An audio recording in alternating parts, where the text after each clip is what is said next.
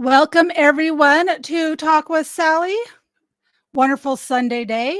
Today we have a very interesting topic. Smart cities. Are they real? There seems to be some evidence they might be working towards this. Is it a real plan that they want to do? I don't think we're getting much into transhumanism today, a little bit, but lifelong learning, guys. Have we all heard lifelong learning? Let's get everyone learning in real time, lifelong skills, right? And I never put two and two together before. I'm like, yeah, we want to teach everyone. Everyone needs to have an education. Those are great things to teach people, but that's not their real goal when they are talking about life learning. Life learning and twinning is a new term that I just now came up, just learned. Okay, so twinning has been a term that's been around for a while, apparently.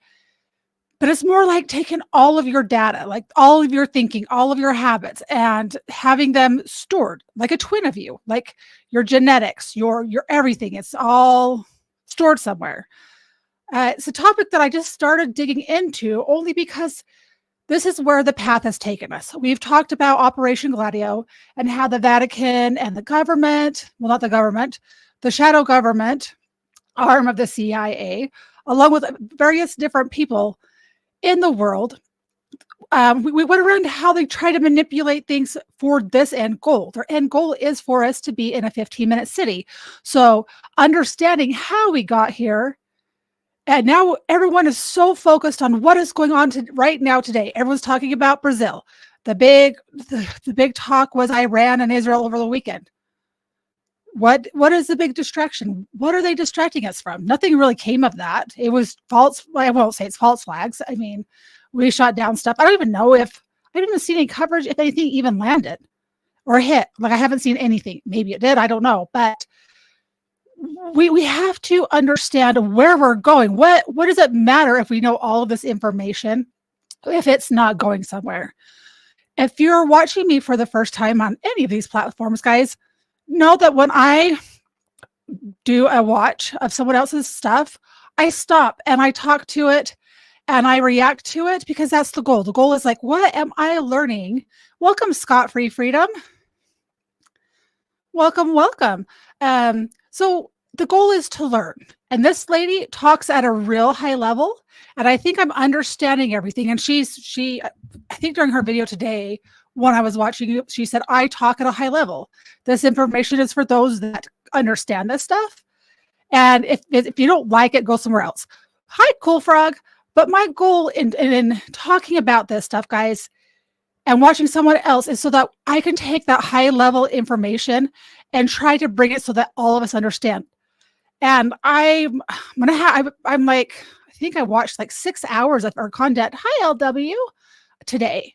Because when she's talking about everything makes sense. It's all backed up by data. And maybe it's because she came to my state. I don't think she's from here. I was trying to find out where she's from. But let me tell you what her name is. That would be helpful, wouldn't it?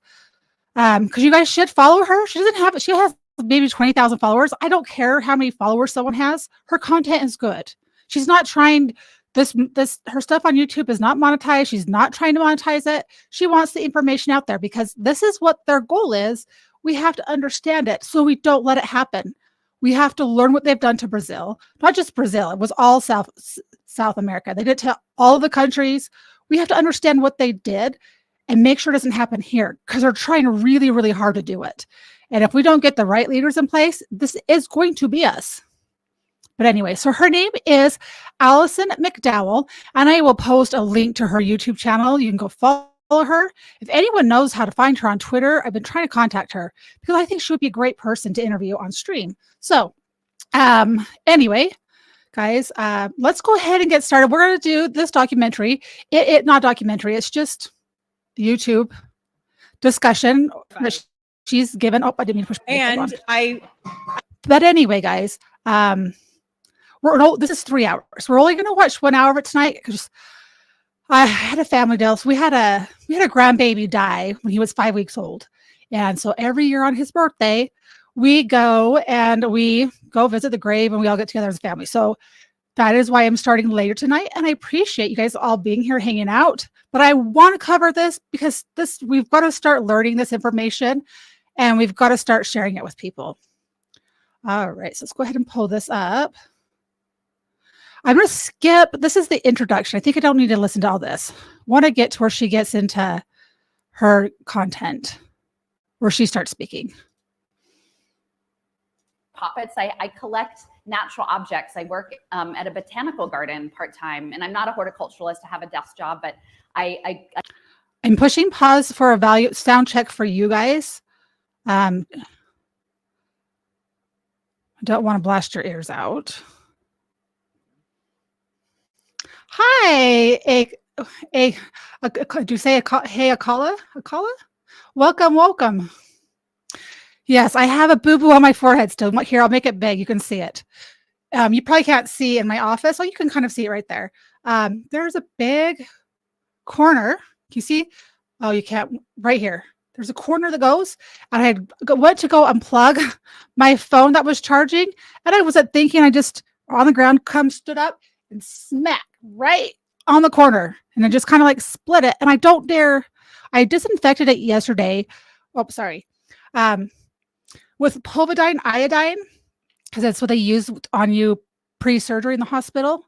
If you guys don't have any of that stuff, you should get some and keep it in your emergency kit. Just before everyone started going crazy with COVID, I bought 2 1-gallon buckets of it, and it'll last forever. But anyway, I didn't dare wash it and scrub it and open it up. So anyway, yeah, it's pretty good. It's like, I had a butterfly yesterday, but today I don't. All right, guys, let's go ahead and push play again. I just fixed the volume on. I gather leaves and twigs and shells and things that speak to me. And so I put all of this natural love into these little dolls, and I took them with me for that. And they've come with me to various other revocations. So I thought they would hold the space. And then this is also from driftwood on the river, on the Schuylkill River where I work. And to me, they're trying to put us in this panopticon. And to me, that this is sort of the inversion of the.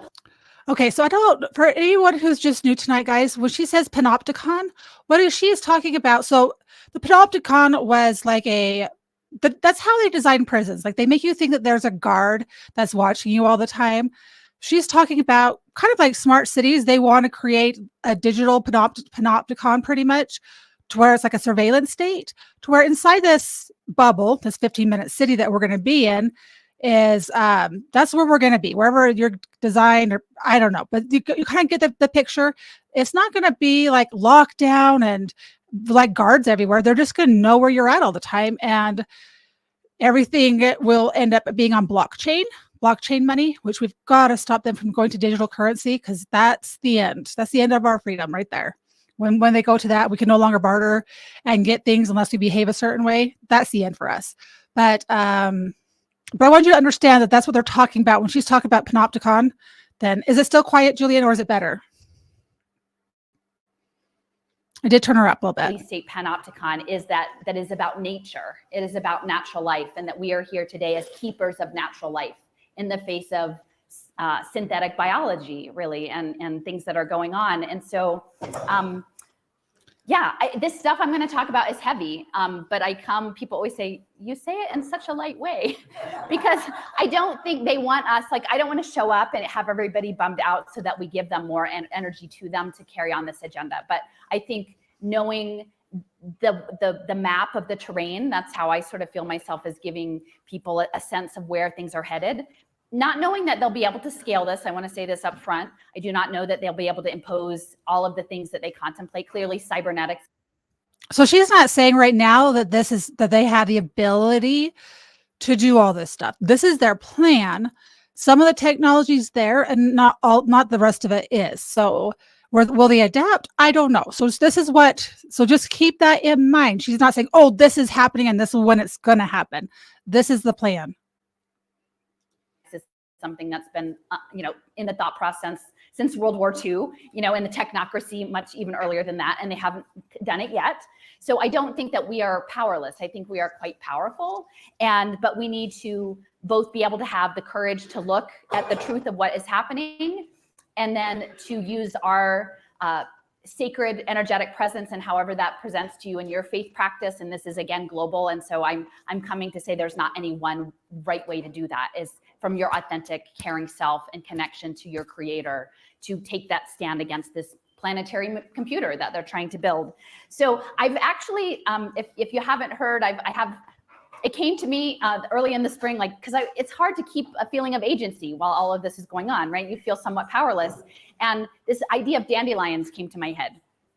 And you know, as a symbol of this resistance movement, because it's natural, it's a medicinal, it feeds people. It actually is a liver cleanse. So it's against anger, because they also want us angry at one another, even at the bad guys. It has the whole transmutation from the bud to the flower, to the blossom, to the seeds. It gets everywhere. It's around the world, everywhere except Antarctica, I think. And it's free. Like it's a plant of the people, really. And in many respects, in the most botanically impoverished communities, the dandelions are more prevalent even than in the suburbs, as we've seen in the previous lectures about Monsanto, you know, the Roundup. So the dandelions came to me. So I've been having people send me dandelions, and I've been doing ceremonies of actually applying like water and dandelions to the thresholds of these institutions of power to sort of transmute this and to take back our power and to say that what's happening to the children, that is not okay. So I did one in New York City, and actually we closed it out at the Federal Reserve, the New York Federal Reserve building. And I have a friend with a gong. So we gonged and we sang and we said, you don't have our permission. And we laid down the dandelions. And then we did this labyrinth maze at the end. And at the end in the middle of this labyrinth, because the other piece is with dandelions, I read that Hecate fed Theseus on dandelions for 30 days before he fought the Minotaur. And I feel that Wall Street, this global financial apparatus, which Julian, I don't know if you remember from last night, or sorry, it was from, when would you do this? Thursday night? So Thursday night, when we were listening to her, I'm having a hard time keeping her name at the top of my head. Hold on one sec. And I should. I got hit in the head yesterday, so I get a pass for names today, because usually I'll write them down if I can't remember. But Allison here on Thursday night was talking about they're not developing digital dust. It's already being used. It's starting to be used in roads. So like when they're creating a road, they're putting this micro dust underneath before they pave over the top of it, so it can track people who are going over the road, or how many people, how much does it weigh. So they're tracking a lot of stuff with micro, like dust-sized transmitters. Is that insane that our technology has developed that quickly? Hi, Will Call Magic. Welcome. All right. Previous presentation sort of touched on that debt finance, militarized debt finance is represented by Wall Street. And so the Minotaur, so we will take our dandelions to the Minotaur. So I'm just going to read this. This came with a bit of dandelions. And if you can see, it's construction paper. And it's on a paper towel with ballpoint pen and like little dot markers, I guess. And so just to set the tone, children's growth is guided by love. Thirst for power and control has no jurisdiction here. Oh. So everything I say, I just want to give that context is we are the keepers of life, and we come. I did not think of that concept, Julian. So Julian, here, I'll just put this up there. By the way, guys, if you were in my chat, if you're watching on X, if you're on YouTube, or if you're on Rumble, I do want you to chat. If you have questions or you have things to add to the conversation, a lot of people want you to give them a super chat for you to talk with them. When I do topics like this, I don't want to do that for the reason that I want to learn. I want you to learn, because there's so much information out there and I don't have the answers to everything. I do know quite a bit because I've been researching this. It's not like, oh, well, I think this. I try to follow people who know what they're doing. If you're on YouTube, and on X. So on X, if you're chatting, I can see it through my panel, but I can't chat you back right away. But I can put it up on the screen and address your questions that way if they're relevant to the topic that we're talking about. If it's not relevant, I'll probably go past it because it's important. Anyway, so chat away. Like if you like what I do, put a thumbs up or a heart, share off platform, do all those things above. If you're on Twitter or X, exit, which is dumb. I wish you could just share stuff and without having to exit and watch it. It's really silly how it works. But anyway, share with other people if you like what I do.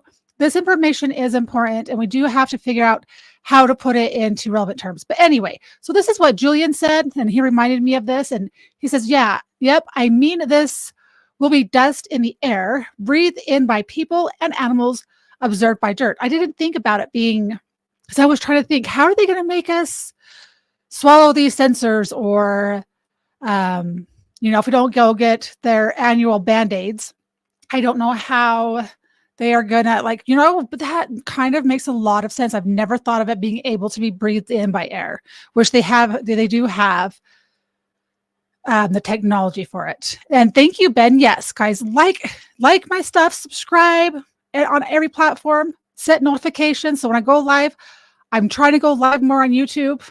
I'm trying to be really careful with my words. Anyway, okay, let's continue on, guys. Come from all different practices, belief systems, histories, levels of knowledge or lack of knowledge. And so, we'll get it going. So, okay, so let's see. So it's farmers market time in Philadelphia again. And my husband's great. And he always goes to the Mennonite stand and he gets this wildflower bouquet. But he doesn't like to arrange it. He just likes to plop it in. So he's like, can you put them in nice? And this was a particularly wild bouquet because it's the early spring wildflowers in the peonies. And, Okay, one more time. She is going to get to the meat and the potatoes of this, guys.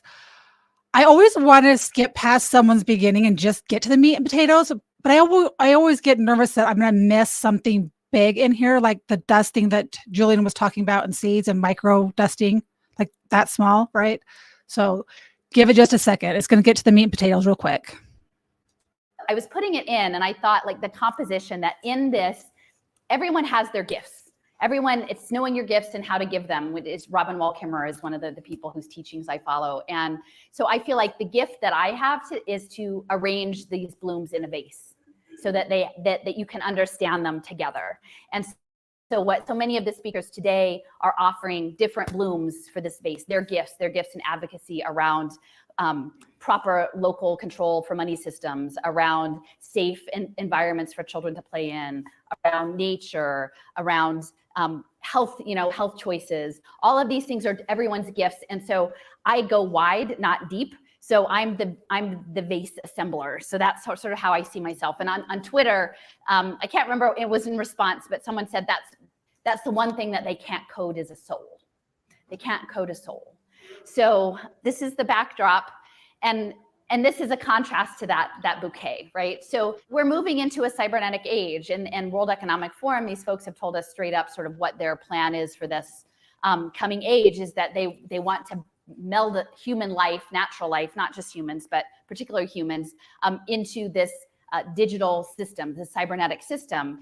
And, for a while, my experience has continued to unfold. It was around education, then it was around poverty, then it was around finance, and then it was around smart cities and infrastructure. And then really only lately has it come around to transhumanism, which is Alana's area of expertise, but this idea of virtualizing life in these systems. So we're really approaching almost like it's a Frankenstein moment. And they're framing it to us as, innovation, right? Where we should all be so excited that this is happening. And, and also, guys, if you're new, I do pause when she puts up slides. As she goes further into her work, she's better at addressing her slides a little bit better. But she does have some really, really good slides. Pushing pause allows you to be able to take a screenshot with your phone or whatever and share with other people. But Open BCI, Brain Computer Interface. So you have Columbia Engineering, Brainy Hack, SIFT, DCLab, 3Form, Neuro. Anyway, there's a whole bunch of stuff. Neurotech, Neuro Rehab Lab. There's a bunch of companies that have invested in this. And the number one investor in this technology right now is, I bet you guys cannot guess who is the number one investor in this type of technology. And it's not Elon. I'll give you a second to try to guess it. I'll have to come up with a prize. Not bot, not beast. Scientists create first ever living programmable organism. I want to know more about that. Equate it to like the golem, bringing in like these robots. They would like to feed our life force to learn us in every tiny detail, not to empower us, but to actually transform us into a robotic simulation that is under their full control. And that legacy comes with the golems, but also there's the Krat, I think, which is the straw figure in Estonia. And it's interesting because Estonia is the model smart city e-government, and their initiatives, they specifically call out their initiatives around good AI as the Krat law. So they're already saying straight up that this is the plan, and they're working at programmable life and programmable matter. So I will. Okay, so just remember, guys, they're already putting this into place. They're already practicing in Estonia. So when people are talking about, there's like, oh, that's never going to happen. That's going to be like 50 years down the road. We're all going to be dead. Who's going to care, right? Well, I have kids, and I want to have grandkids and great grandkids, right? So they're already implementing this. How do we? I don't know. I don't have a plan as to how we stop it. Like, honestly, but I need to learn it. So hopefully a bunch of us know to say no. We'll make a note here that this system here, my friend Joseph brought it to my attention. It is actually open source because the goal is to have this cheap and widely available. You can see it says you can print it yourself for $350. They're trying to bring the price points. You know, you imagine what we had with phones and virtual reality. Like, this is going to drop so that everyone has one of these, right? I sort of quipped it's part of the school uniform is like, where's your headset on there? The donors to that includes Columbia Engineering School. And that's something that Patrick has touched on in the past, is the technocracy really like was coming out of the Columbia School of Industrial Engineering. So there are these longer legacies in place that keep reverberating forward, right? The people who were involved in industrial engineered society are now interested in tracking and programming your brainwaves. So I feel like in many respects, we're at this crux. And as I mentioned in my opening remarks, it's this question of are we doing webs of relationship? And again, in this moment where everyone feels so panicked, it's like, how do I take care of myself and my family?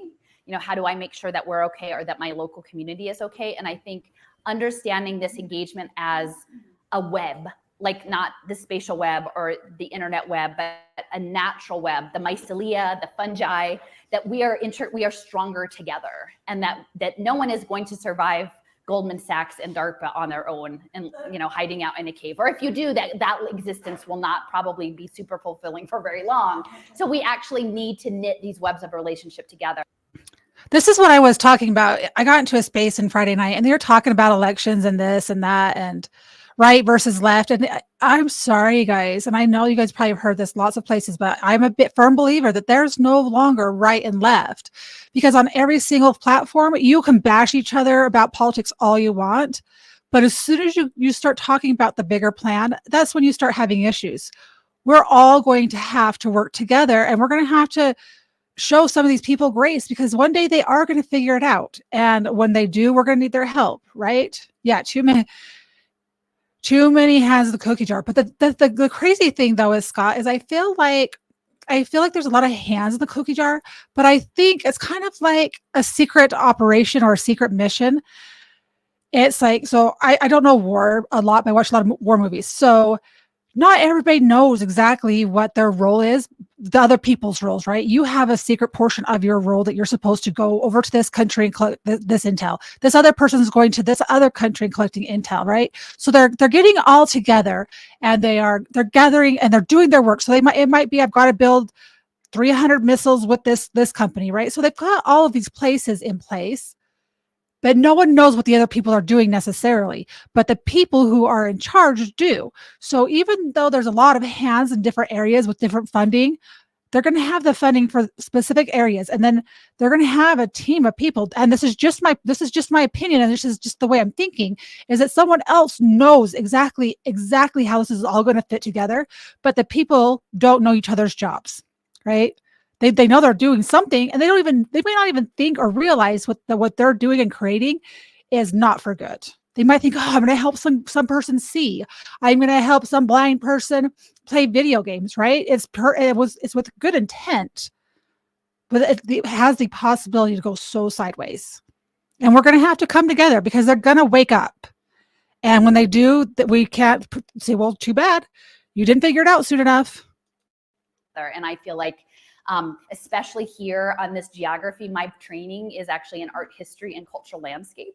And so I always like to know, like, what is this place that I've come to, right? And looking at the Apache Wars, right? Looking at that engagement, if we understand those people were being erased off of their lands and off of their faith practice and off of their connection to their land-based existence. And they, like, for the most part, this is more earlier on with colonization, no one had any words to understand what was about to happen, right? When folks, the first, invaders came over, the people on the shore, they didn't know what was in the heads of those people because they came from a different way of life. Their way of life was very different. And so there was no common understanding, right? And so I feel like we're at this threshold now again of this conquest is about to happen of biological life, and no one has the words or even the mental framework to conceive of it yet.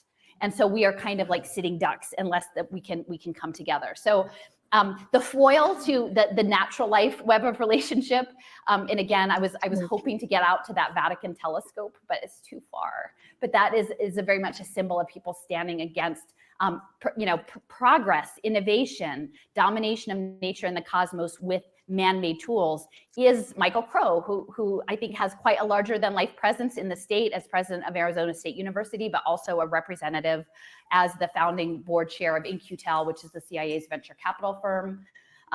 One of the main entities that is funding all of the autonomous everything to create the smart world that will replace us. So there's they're funding among those Niantic, which was the Pokemon Go augmented reality, the test bed for that, right? So that's, no one really thought at the time like, oh, this is actually the beginning of the global police state, right? But it's entertaining, but it's backed by the CIA, right? So so when she starts talking about, so I've never been into the current video games. Like I've always done the Nintendo. Like that was fun for me because I had to use my brain. You kind of have to use your brain a little bit, right? I'm not saying that you don't with these other things, but everything was just going so fast for me that I just like the graphics and everything were just too much because I didn't grow up with that. I didn't grow up with that. And so it overwhelmed my sensory. So I would get nauseous even watching my son play. I'm like, I couldn't watch him play. But knowing that they create these games, these interactive games, these war games, different types of things, and it's like studying our habits, right? Because you're logged in, you're signed in. It's not, you don't no longer have a hard copy. You have to download it from their website. You usually have to go live, and as you're doing that, they're learning how you're going to behave in certain situations, how you're going to communicate with others, who else interacts with you. I don't know. It's just really bizarre how they create these games to kind of like war game it out. Say, hey, how do we think people are going to react? Well, let's get together and let's create some games and let's have people play them. Let's make them really cheap and let's see what happens. I don't know. Maybe I'm crazy. Well, I know I'm crazy, so that's okay. There are these two juxtapositions. So again, 30 years, they were in this engagement for 30 years in the natural landscape. And a lot of this was done. I have a friend, a new friend actually, but someone who I respect very much, Stephen Newcomb, and he spent his adult life, he's Lenape and Shawnee, I think, looking into the basis of Indian law and the papal bulls and going to Europe and reading them in Latin and deconstructing the coded language of domination policies that enabled the world that we are currently living in today, and that may ultimately end up as a military video game. But the trajectory of this isn't something that just recently went wrong. Our understanding of essentially the ability to secure resources and land because people were conceived of as uncivilized and heathens, right? Like that's the papal bull, the doctrine of discovery or domination, as Stephen calls it. And dom is subdue or submission. So even when we have our free dom morales, it's where we've got the dom in there. We should maybe consider the dom part of the freedom, because it is subliminally adding this domination element. And so I would just say, as we move forward, thinking about the world that they're building that is likely going to be digital, will the heathens be the people who want to remain biological humans? Right. Yep. And is the religion, is the faith practice that is being imposed? Okay. So obviously I live in Utah. So we are I was surrounded by Indians. My neighbor who died supposedly from COVID a couple years ago, he was Indian, and he used to talk about a lot of stuff. I never understood this whole concept that they had that the British came here or the English came here or whoever it was came here, invaded their land and took it from them, right? And then we wanted to colonize it. And I'm like, oh, a bunch of colonizers. I've been called that. I was like, wow, we're not colonizers. What are you talking about, right? Because we grew up, this is the way I grew up. They didn't grow up this way. So for the people even of Hawaii and different people who live on indigenous land, I'm starting to see it through their eyes, because they had a way of living that was of nature, that was of the earth, that was healthy, and that was good. And they were just fine. They didn't need our people, coming in here and taking over and kicking them off their land and taking their food and destroying their way of life. Right? I don't know, but my perceptions changed a lot. I never understood it until, I kind of, I thought about it. I'm like, oh gosh, quit being so dumb, quit being so sensitive, right? Those are my thoughts. I don't say them out loud. But now I'm thinking, oh my gosh, I see it different. They're being called heathens. They kind of like propaganda. They got made out to be these evil people. And so then people feared them. Oh, these are heathens. They're going to take my scalp. They're going to this and they're going to that. And that was the perception that people had. And so they didn't get to know them. They would just kill first, right? Instead of get to know these people that they're just to have a different culture. It's the scientism, right?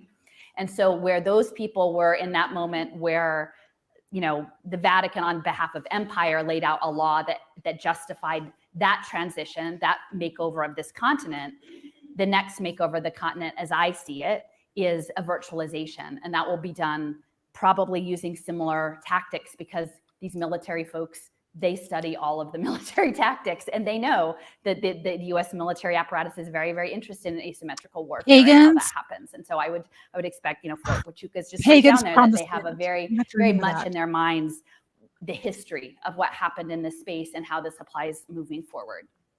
So how did I get here? It's kind of a heavy topic. I really thought I was just fighting school closures. I think that's because I have fresh. I kind of think that this is probably why I'm fascinated with her, is she's kind of gone down the same journey I went through. I started doing this because I knew this stuff was out there a little bit, right? But not to the degree that I do now. But I started just going down, studying World War II. I'm like, oh man, we've got to know more about these people. So then we went back to World War I. And then we progressed through, the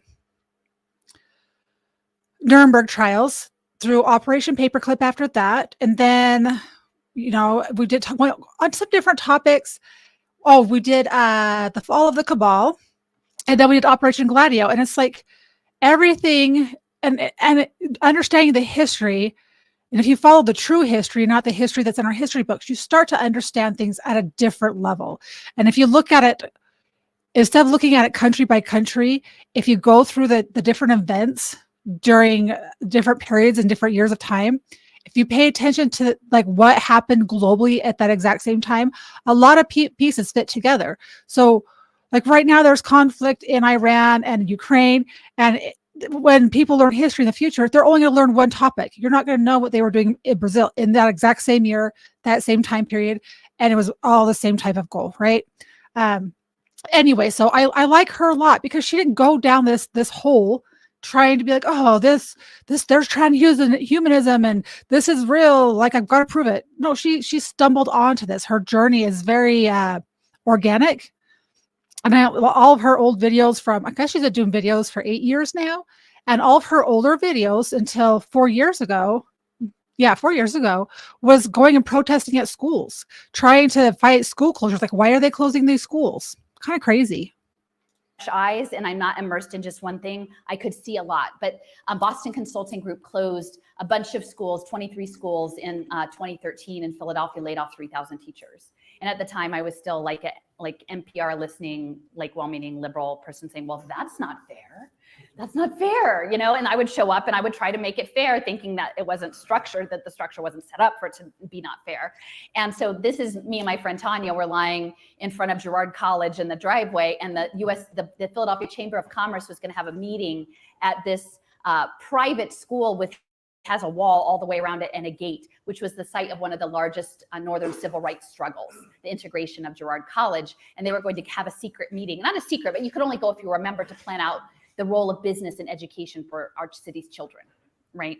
And so that was my way in. I started mapping money and power. I make these maps, and I can't remember the gentleman's name.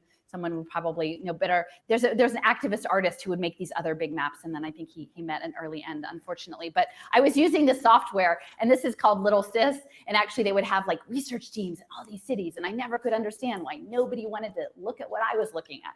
And it was because it's funded by the people doing the things I'm looking at. And then ultimately I keep getting kicked off.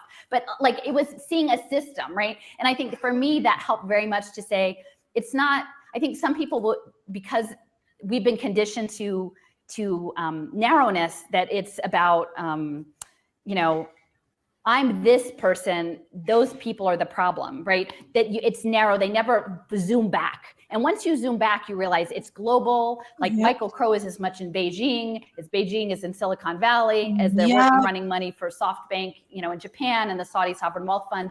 They have their own webs of relationships. They're in their own parties, and we're not necessarily invited. So I would map power, and the stories would tell things. These aren't hidden.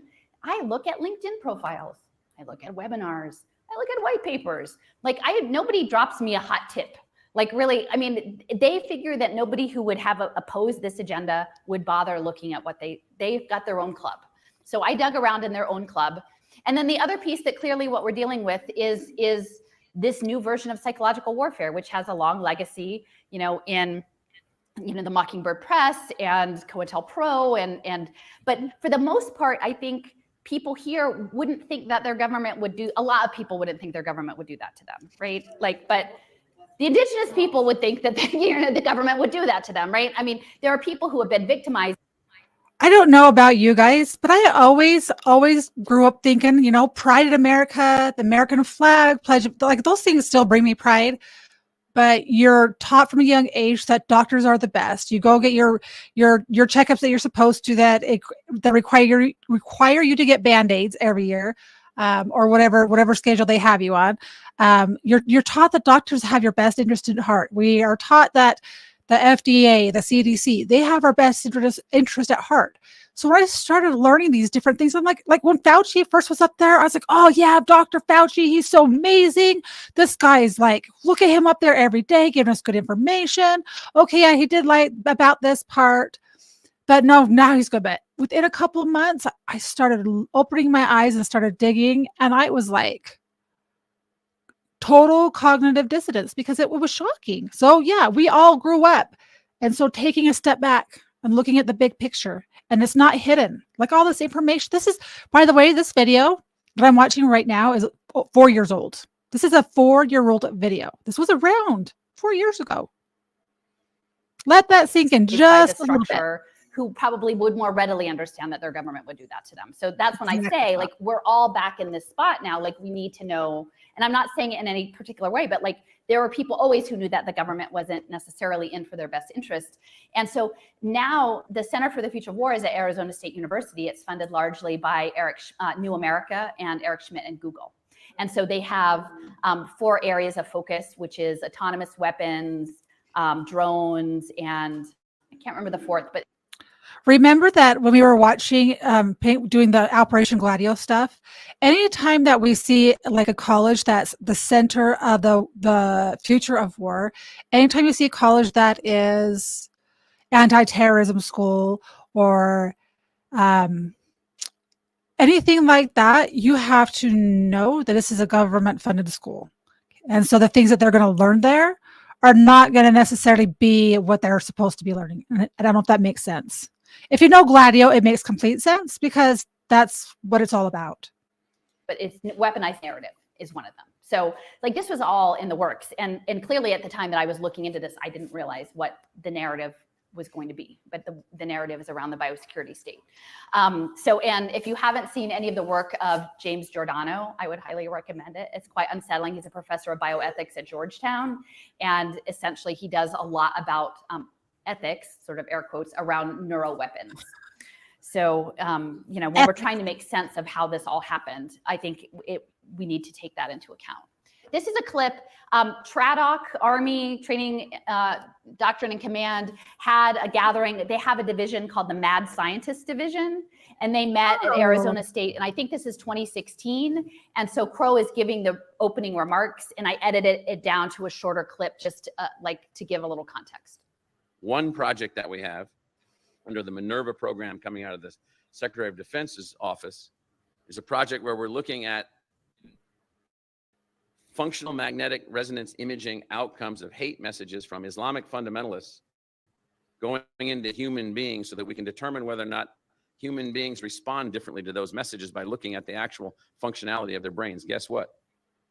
It triggers an inner core, deep, antecedent, old evolutionary characteristic. It's a messaging that triggers, based on our research to date, triggers a certain kind of biological response. Okay, so look what they're studying there, guys. This is Arizona State University, ASU. So what he's talking about in this lecture that he's talking about is the Center for the Study of Religion and Conflict. So it's not like they're finding ways to get information out there and talking points out there in ways that you wouldn't suspect, or at least I wouldn't. Maybe you would. Response. Now that we have the means to send out such messaging, now that we have the means to communicate at scale, now that we have the means for all of this complexity, how do we manage this complexity? How do we be responsive in engagement to conflict, to natural disasters, to biological and chemical disasters? How do we design for complexity? And so this mad scientist effort is the first step.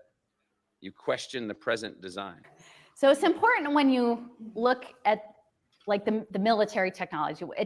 There's this frame Giordano talks about, dual use, right? And I think one of the other speakers said there's the reason they give and there's the real reason, right? And so a lot, and not to say that it isn't like that they weren't interested in those particular, groups, but if you understand, that was embedded within the religious and philosophy division. And I think there's been a lot shared around the health choice discussion around neutralizing people's faith. People's faith and their understanding of something larger than themselves is very much a driving motivator. Now, they framed it within a geopolitical construct, right? So that would make it very palatable. But I could easily see that similar thing being applied to other faith communities or to people who are opposing imposed biomedical interventions, right? It's that same, once you develop the technology, I mean, we saw that with the atom bomb, right? Like it's rather indiscriminate. Once it's out of the box, it's out of the box. So this is stuff that has been worked on for quite some time. So the other piece of this for me, I think I mentioned transhumanism. I have a friend, she was a teacher in 2nd grade in Maine, and she was seeing weird things. Like when you trust your gut, Alana said, trust your gut. When you see things that are weird, like understand that they're connected to. Okay, before she moves on to transhumanism, so just the whole religious aspect, if you guys understand what the plan is, and you understand how this whole dynamic is supposed to go down, if you understand that the last thing that will go will be Christianity, wouldn't you? And I don't care what sect or what faith, I don't care what it is that you believe in. If you believe in a higher power, something other than government or big pharma or those type of people, you're a threat, because you have to wholeheartedly believe in what the government's telling you. And if you don't, you are a threat.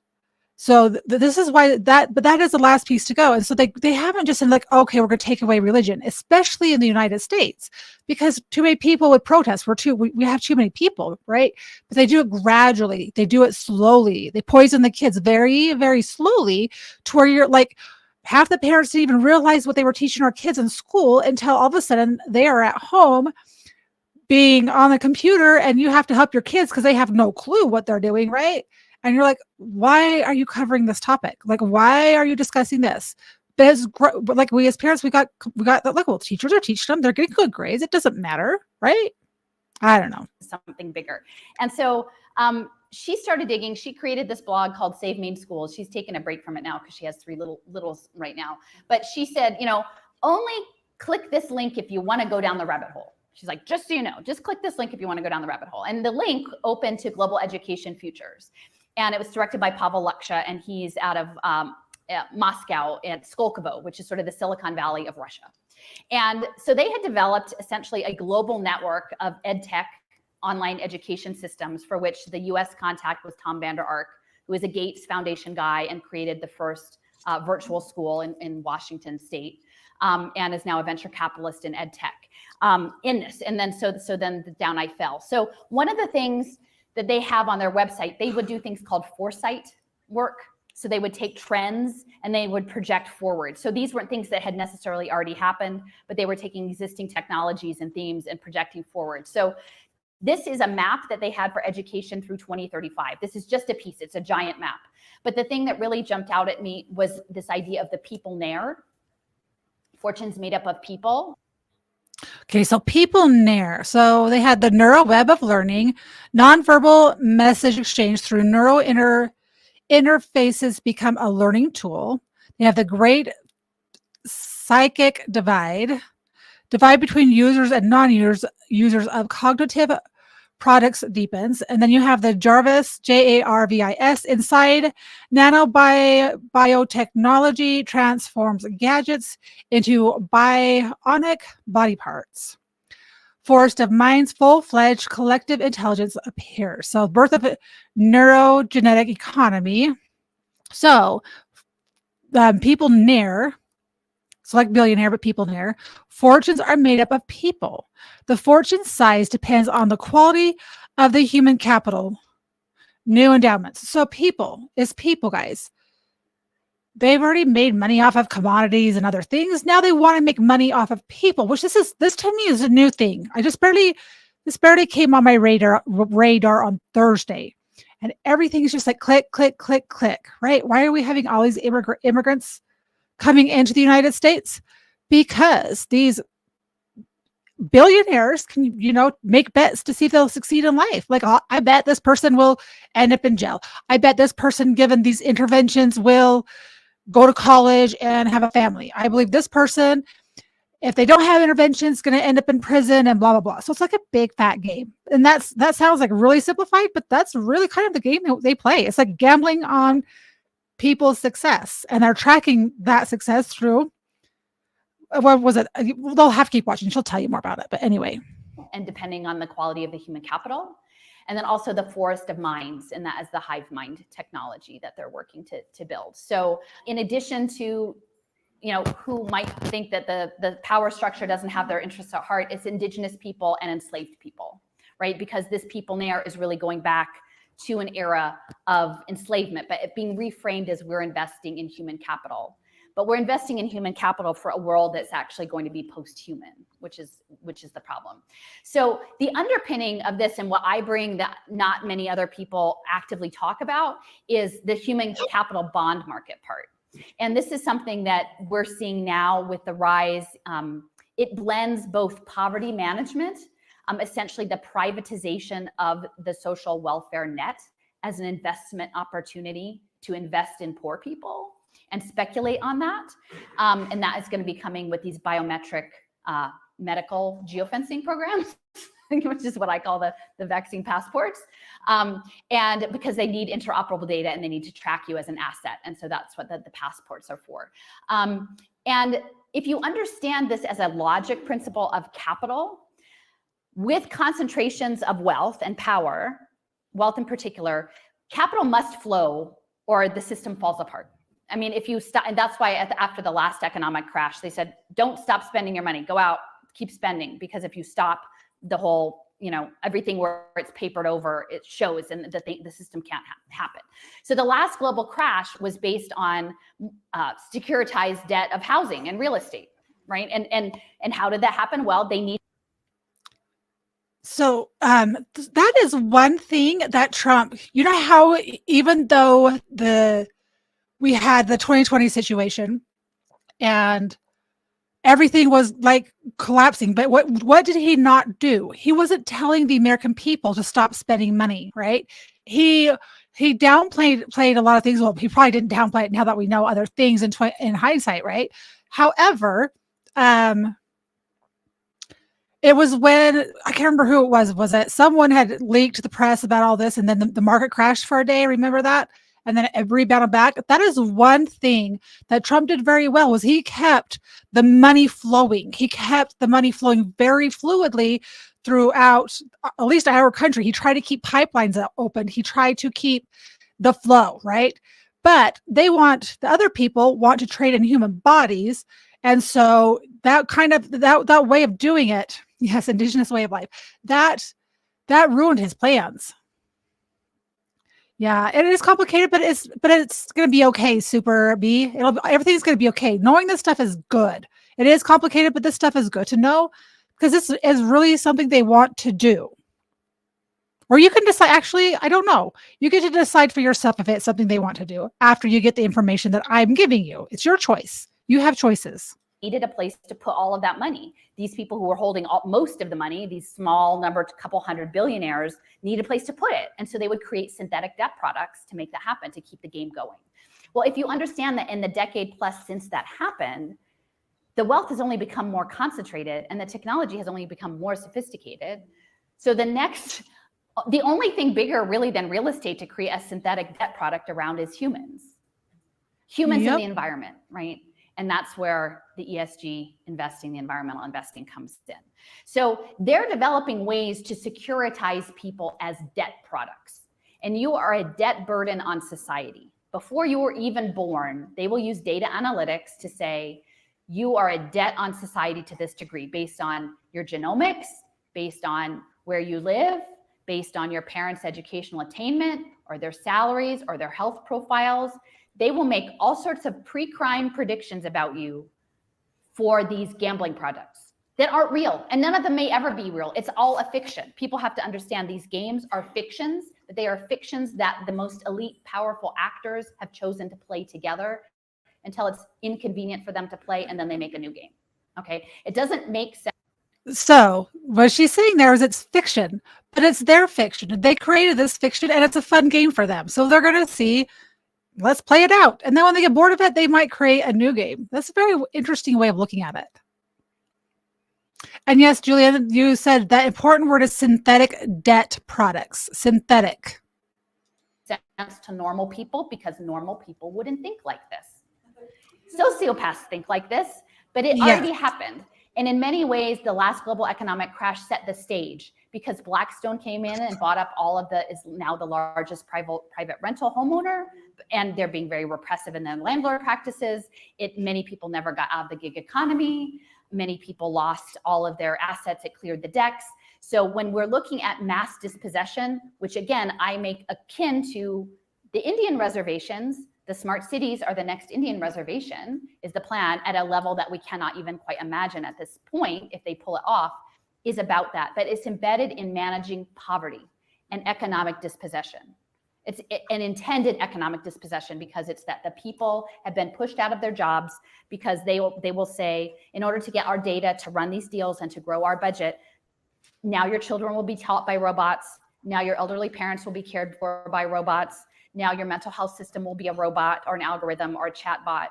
All of these things are because that is the demand of this new economy, is to replace humans with systems. And to do that, they're not just going to kill everybody, right? Because they actually have to learn us. Part of it, like, where do you guys think that currently right now, current time, guys, can you see right now, think of a state or a couple states, where do you think right now they're implementing this plan? They're going to replace this with robots. That would be awesome. Thank you, Will Call Magic. You can DM it to me, or you can send it to my email. I'll get a link for you.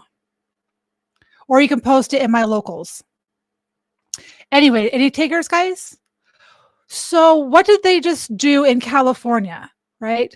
And anything that happens in California with the fast food industry, it steamrolls to the rest of the country, right? And yes, Cool Frog. Thank you.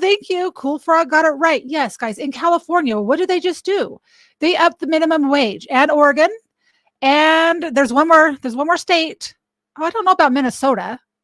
Are they doing it there right now? Do they increase the minimum wage in Minnesota? I do know New Jersey for sure. And I know that their governor there, Murphy, is on board with everything, but they raised the minimum wage, right? People think, oh, that's great. These people are going to make more money. They deserve to make more money, right? Yes, Pennsylvania for sure. And I'm going to sneeze and hopefully I can mute my mic in time. Hold on.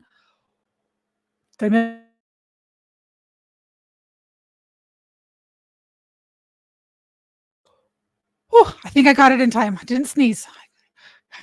I was gonna achoo. Anyway, so think of these states where they are raising the minimum wage, and people think, oh, that's great. They don't realize what's going to happen is they're creating that they're paying more taxes for sure. So when they raise the minimum wage and they pay you more, and you hit a different tax bracket, you have to pay more money to the government. That is how. It's another way of your government getting more money and keeping people more poor. Housing goes up, costs go up. You guys all know how inflation works. Anyway, so it's another way of taxing people or getting money from people they wouldn't normally get money from because they would normally fall into a different tax bracket, right? So they normally wouldn't be getting that money.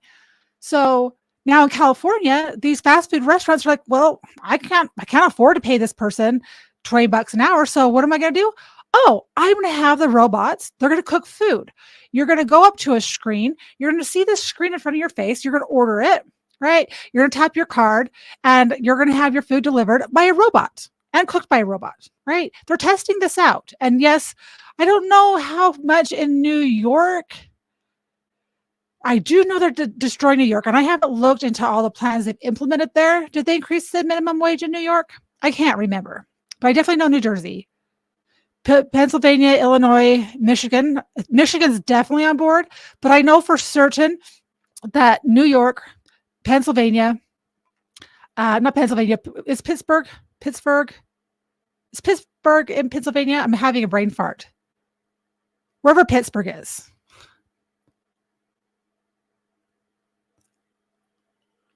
No, Philly, Philadelphia. Sorry, Philly.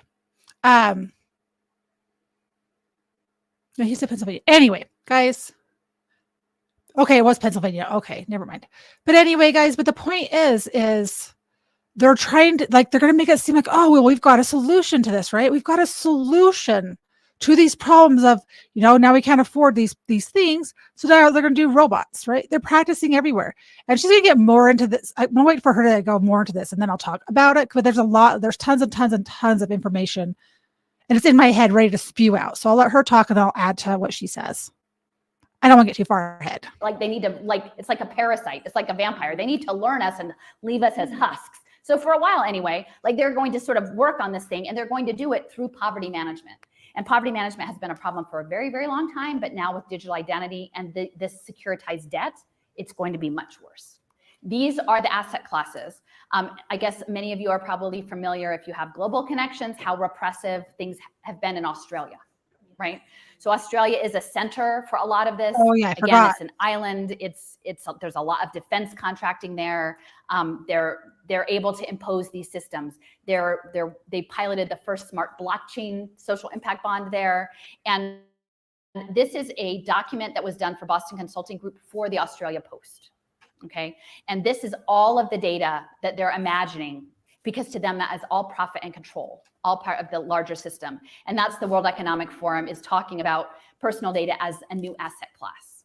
Okay, so this is about market shaping. And I'm not saying this with any, it is what it is. It's about creating markets, and the markets are in data. I think I cropped that picture, but it's actually a woman jogging and she's being chased by her data, which is quite a. So that is a really, really, really important thing to remember. They're trading in data. The data. They want your data. That's why every app you log into, everything asks you, by the way, your voice is going to be recorded. We're going to record your keystrokes. Every app you get has to give people permission to access your data. What do they do with your data? They store it, they analyze it, they use it to train AI, everything. Your Ring door camera, my garage door opener, which I don't use either of those anymore. I need to just take the power out of those because it bugs me. Anyway, but they trade in your data, which is really weird. They're making money off the way you think, the way your purchasing habits, the way you breathe. They even know what type of poo you have probably eventually. Striking image, it's not a comforting image. The other thing I will say about Australia is they've already piloted blockchain programmable money for disability benefits. Okay, so they're a test bed for a lot of these things. Here are just some more images. The Internet of Bodies. If you haven't heard of that, I highly recommend put that in an online search and see what it comes up with. 2 or 3 years ago, I saw my first reference to the Internet of Humans. That's Roberto Viola. He's head of telecom for the EU. And I thought, whoa, since when did we volunteer to join the internet? You know, like what does that mean, the Internet of Humans, right? And this is, again, coming through the Sustainable Development Goals. When I was working on education work, there's something called LENA that's connected with the University of Chicago, and I believe Rice, where you can see they're slipping a digital counter in that pocket, and that they put onesies on babies and then put surveillance listening devices on them to make sure that poor parents talk to their children enough, that they use the right words, okay, that they can be commodified. So this onesie they're talking about, a lot of it, 1984, I watched the movie, but I do want to read the book for sure, Scott. 1984 for sure. So you have these onesies, but they, you know what they sell to parents? I don't even know. I'll have to look and see if they're looking to see how you talk to your parents or whatnot, or how you talk to your baby. But they sell it to the parents of, oh, you'll know if your baby stops breathing in the night and it'll send you an alarm, or you'll know how your baby's sleeping, if they're stirring, different types of things. Like, so I don't even know if you know all the data they're collecting. I think it's packaged. Don't quote me, but my feeling is, because I know people who've bought the onesies or the sock, their special socks you can put on their feet that reads their pulse oximeter. So you know their oxygen levels, you know, like if their heart rate's too high, all these different things, but it's not packaged like that. Yeah, I try to stay. I took a break for a minute from the rabbit holes, but you can't because you've got to go down them, but you still have to stay grounded. Like the best days of after tonight's show, tomorrow I'll go out and put my feet in the dirt, in the mud, and I will go stand there without any. It doesn't have fertilizer, but I'll go ground myself. And you have to remember that this hasn't happened yet, and maybe there's a way to stop it. I don't know. I don't have the answers to that. And maybe this never comes to fruition because people are going to band together and say, no, we're not doing this, right? We can control what we do. That the parent-child relationship can be commodified in that way. And it's framed as social justice. It's framed as we care about these children, not to mention whatever health consequences are of having. Now, I don't know if like they frame it as you just do that for a few days and then we get your data profile on how you talk to your children, right? But people would say, well, why would you do that? I would never do that. Well, you will do that if your food, if they've taken you away from your job, and the only way you can give food to your children is that you have to participate in the program. And it's not going to be a voluntary thing. It's not like, I mean, there are some crazy people in Silicon Valley who just want to digitize everything and wear every device, but most people would not make this choice. As you can see, the Internet of Bodies, they're normalizing prosthetics, microchip implants, cochlear implants, mind control for depression, fertility measurements, tooth-mounted sensors, augmented reality glasses. This is from a report called The Internet of Bodies, Risks and Opportunities. And by Rand got commissioned to do this, and it was Swiss Reinsurance, a former executive of Swiss Reinsurance that was managing. It's an actuarial program, right? And I mean, they've got a Bluetooth baby diaper and an anti-drowning monitor, a Bluetooth baby diaper. These are all things. I wish that this was not real. Like, I wish that I did not have to come and tell you that there are people out there thinking that this is the world that they're imagining. And I very much hope, and like with all of our energetic presence, that we don't get there. But if you understand the tactics that are going to be used against you, you'll be better positioned, because most of it is framed in very nice terms, very nice terms. So one of the key figures in all this is Jim Heckman. Definitely gonna get as out of the University of Chicago, Nobel Prize winner. You know, the academics are all into this. They legitimize it with their policy procedures and develop the equations for these markets. His market was for early childhood, and so that includes everything from prenatal care all the way up to third grade. So if you ever wondered, like, the push behind the third grade's HES scores, it's because it's an impact market. If you ever, I remember this, like, start to prick up about universal pre-K is there because it's an impact market. And Goldman Sachs did the first social impact bond for universal, it wasn't universal, it was a pilot, a social impact bond pilot for pre-K in Salt Lake City. Okay, Salt Lake City is a hotbed of state intelligence and biotech and ed tech and everything else. So they piloted this pre-K program, and they said, okay, this is how it works. If we're going to screen kids with our tool, like, we have a tool that's going to tell us who we can fix. Because these children, once we've done our tool, they will be a burden. And if we can fix them before they're a burden, we'll save money. Look, so they predictively profiled kids into being the burden before they've even done anything wrong, and then say, look, we fixed them. And look, so this slice of difference, we'll take that money in between. So they put 100 kids in pre-K funded by Goldman Sachs. Now, Goldman Sachs is a key party in these social impact bonds. They have industrial banks, and they're setting it all up. As Ian Galloway, the San Francisco Fed, said, there's one thing like you can say about social impact bonds, like everyone is different except Goldman Sachs's fingerprints are in all of them, right? So this is the Goldman Sachs. Now, it won't stay that way, but for now. And guess what? After their pre-K, they only had one of the 100 kids needed special education. That was the cost offset. They said if we give them pre-K, they won't need special education. Well, the people on the New York Times said that's bogus, because even if you gave them stellar, like Waldorf pre-K and every tiny class sizes, you would not only have one of those 100 kids needing special education. There's a game here. And those of us at the time, I was really focused on public education and looking at the charters. And like you could see how you can game the numbers. And we saw that in the earlier presentation about the exemptions. You can game the numbers. However, once you make it a number, you can game the number. So either these were children who were deprived services, or maybe they were kids who had English as a second language or something and were never going to need special education. They just needed some time. So it's a racket, guys. And the thing is, so Pritzker, this is funded by Open Society, this equation, the Human Capital Economic Opportunity Group at Chicago. So it's like George Soros is funding the Becker Friedman School of Economics.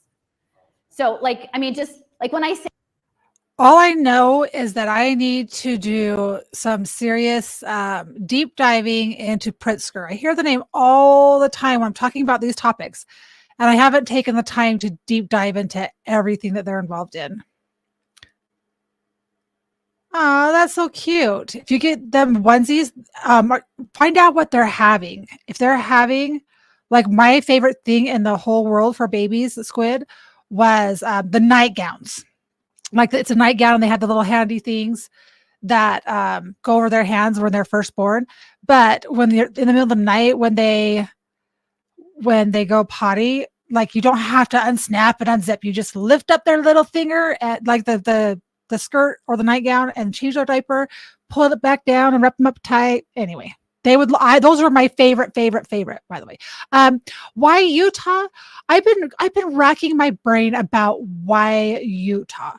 So probably after 2008, after the market crashed, I think we had some various governors. We had some people that weren't so great in Utah, but what happened is Utah is very beautiful. We have Park City.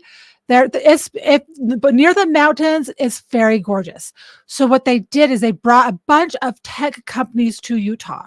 And I think a bunch of people from California who, because their economy was tanking, they moved here. So they have these tech companies in Salt Lake City. And they also, what they do is which they're not supposed to be doing, but they have allowed 180,000 illegal immigrants into our state, and we're not a sanctuary state. So they give them funding, they give them schooling, they allow them to, if they have a license in another country, they're allowing them to get a license in our state, right? They're paying New York. I just found this out yesterday. It's gorgeous. I love it here. That's why I love being here, because it's just pretty. It's nature. But New York right now, Mayor Adams is buying plane tickets for these guys from Venezuela, from different parts of the world, and they're sending them to Utah, because Utah, by their nature, they're very heavily populated with Mormons, and they do a lot of missionary work, and they believe in taking people into their homes, and and they're kind of naive. There are a lot. I will be very, very choice much as a symbol. Yeah, probably, Juliet. So why Utah? I think because people that are not in the poor communities, they go about their daily lives. They're raising kids. They're distracted. I guarantee you right now that most people under 40 years of age in this state are not paying attention to politics. Very, very, very seldom. Very, very few people, because we're busy raising kids. Right? I don't know why Utah, but I think it's because these billionaires and these millionaires have come here because it's pretty. The mountains are pretty. They have big, huge houses. Go to parks. I'll have to go to Park City and take video of some of these huge houses up there. Hunting lodges. It's gorgeous. But why Utah? They target poor cities, right? They target poor cities. So Salt Lake City, Utah is, if you go out west from Salt Lake, like Midvale and out way west, you have Granger. You have a lot of really poor people. We have a lot of Samoans, and it's because the LDS Church and some Catholic churches as well. I actually watched a video on this the other day. You heard Mormons are only allowed to do missionary work? Yeah, I bet. I actually watched a very interesting video from a kid. Like, I should have bookmarked it. We should watch it. It was really good. Anyway, I'm not sure why Utah. I think it's because we're naive. We just think that the state is going to stay red. We don't realize we have to put in the work, and that people are coming in, they're being shipped in, and our governor's lying about it because we're not a sanctuary state, and we don't have any sanctuary cities. Like, we're not, but they're sending them here anyway. And our Governor Cox is allowing it. Say we've got to get out of our boxes. We've got to get out of our boxes because they're all in on it. It's a matter of the people in power who are running this game. And so J.B. Pritzker, who at the time is now governor but wasn't then, they went up and down California pitching universal pre-K so they could run their data. Governor, that's how I know the name. But they said, we can't use the data. IQ doesn't really work. Cognitive, it doesn't move enough. They didn't say for the hedge fund markets, but it doesn't move for hedge fund markets. He said, what we actually can change is character. We can change character, okay? So now that once you understand all of these Sesame Workshop apps and PBS Kids apps and these apps, it's about behavior. It's about digital behavior change. And so one of the companies that you'll see on the one side, We Play Smart, it's Hatch Education. So what they did was they actually developed, that is an interactive play table that's like a flat screen TV that's parallel to the floor. There's 2 fisheye lens cameras on either side, and the children are supposed to play together at that table, and then it scores their social behavior on a rubric. Now and it has facial recognition on it, and it goes to a permanent record. Okay, and so they're going to sell this as pre-K. Now, do parents need affordable childcare? Totally. Yes. Or do we need an economy where you can have a parent stay at home and take care of the kids? That would be great if that's their choice. But they make false choices. So now you're in an economy where a 2-adult household needs 3 jobs to get by, and you need affordable childcare, and then that's the choice that's going to be given to you. And when I found out that that KinderCare, that Michael Milken was a primary investor in KinderCare, you start to understand corporate childcare a lot better, right? And this didn't come out of nowhere. That's been long time coming. There's this guy, Tom Luce, who's with Texas 2036, I think, and he's working with the Fed there on this. And he's like, I'd really just like my companies to have the kids from the age of 2 to college, and and they'll just cream up the kids they want, right? They'll just train their workforce. But if there's no autonomy in that, what happens if you get trapped on a corporate campus and you're a poet, for goodness sakes, I don't know what happens. So this is all real. I've made this panopticon, sort of this infographic, because I'm trying to distill it. And I know we're going to have a talk about 5G in a bit, but it all runs on the telecommunication infrastructure. I didn't know there was 6G, I don't know, maybe up to 10G at this point. Biosensors, there's something called the Powder Network in Salt Lake City.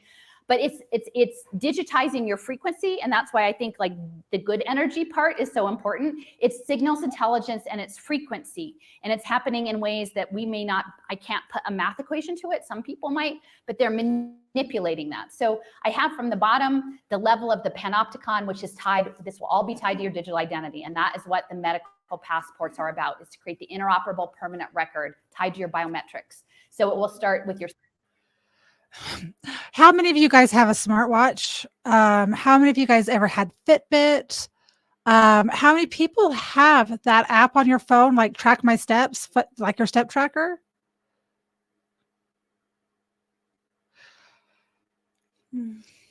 No, yeah, I think that Utah is a secluded area, and it is a prime place to track people. There are some secluded parts, but the city where they're at, Salt Lake City, is not really that secluded, I think. But there's kind of a cluster, like the way the grid is set out in Salt Lake. It's very flat when you're away from the mountains. I just think it's easier, and they're poor people. So the whole goal of this whole entire thing is to track poor people. So where the places where they are collecting this data, is for people who are going to need, say you need food stamps, or say you need, it's like Women, Infants, and Children's Program, which is called WIC. If you need any of those programs, which California right now is doing this, they're trying to pass a law saying that if you want to have any kind of food assistance or any kind of welfare assistance, like help with your house, your rent, your power bill, you have to be willing to go and have a P test, like test for drugs, so that's going to be the start of it. But how are they going to track things? They're like, well, we'll give you financial assistance, but you've got to have this tracker on your phone, or you've got to have this little, you got to have this little band or this little watch that's going to tell us where you're at, so we know that you're not doing anything that you're not supposed to, right? So it's going to start small, and that's just my thoughts with it. And I don't know, so and I think that Mitt Romney has a big, huge part of it. He is one of our senators, and he is definitely part of them. He definitely is one of them, which is surprising because he ran against Obama. Maybe it was just to have someone run against him. I don't know. Cells and DNA down with nanotech and biosensors. They will track your minds and emotions. And this is all through technology. They will track your physical activity and location. They will track you in your house. They will track who you interact with. They will track you where you move in and outside of your house and in your larger community. They will track you where you work or go to school. They will track if you're compliant with the protocols, the pathways that they have put you on, because everyone will be put on a self-improvement pathway for the future. That is the game that we're going to talk about. They will say, how productive are you on your pathway? And that's, what Patrick talks about with the technocracy. It's energy credits. What do we put into you? What do we get out of you? Are we getting our money's worth? And then ultimately, what is your threat score? Because most of this stuff is running through the fusion centers. The data zone is the pilot interoperable data system for the children. It fed to the Silicon Valley Regional Data Trust, and then that feeds to the National Interoperability Collaborative, which is partnered with the Council on Crime and Delinquency and the fusion centers. And it's mostly health and human services data. So I wish that this was not true, but this is like, we have to stop the Internet of Bodies, and we have to stop the EMF radiation. Okay, so I don't know. You guys, I have a really smart chat, and you guys are really smart. I didn't know what a fusion center was probably till 3 months ago. So for those of you who might not know what a fusion center is, okay, so if you ever go drive around somewhere like in a city and you see this building that looks like it's occupied, but there's no signage, there's like, what is this building? It doesn't say what it is whatsoever. So the fusion centers represent a shared commitment between the federal government and the state and local governments, right? So you'll have this building, it's called a fusion center, and it's where these people will go and they will collaborate. It's tracked and it's stored, whatever. That's my understanding of it from the definition and from other things that I've heard. So it's kind of, I don't know, it's kind of creepy. I bet there's CIA. So it says federal government. Yeah. So FBI, CIA, all those big people. Try to think who was showing a picture of a fusion center.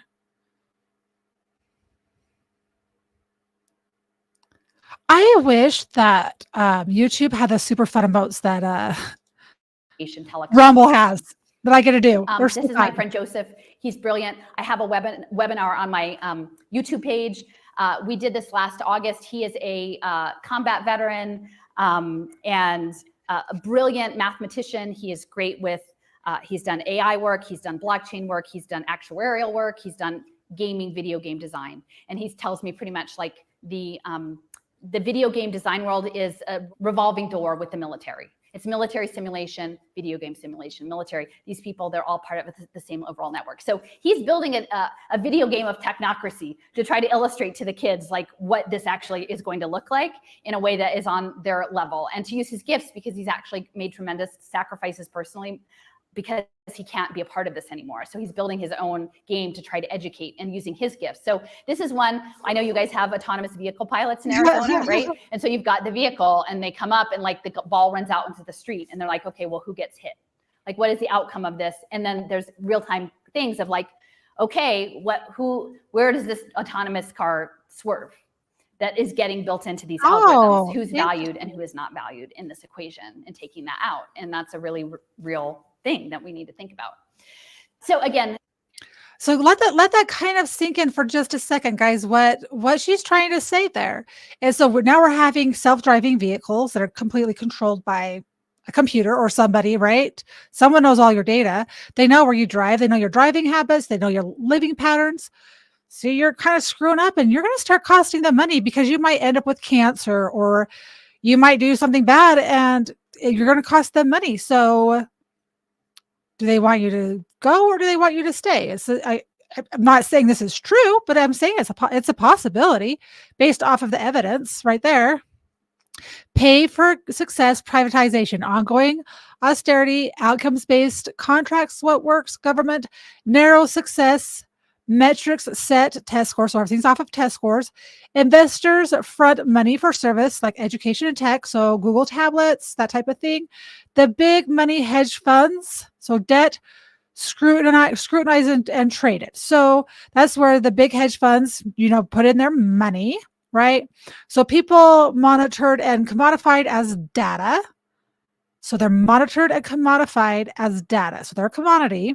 So IoT, appointed third-party review data, Palantir. I've got to do more research into Palantir, which I think is eugenics type stuff. If I remember correctly, it's just kind of new.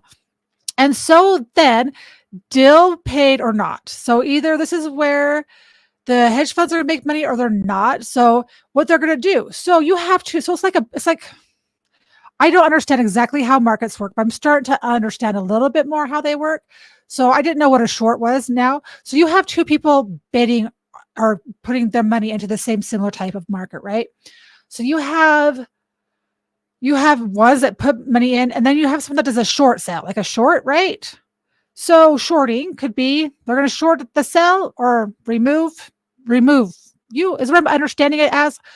That's just how I understand it. I'm not saying that's right. That's how I think. Isn't that what a short is? Someone who knows markets is when you do it like a short sell.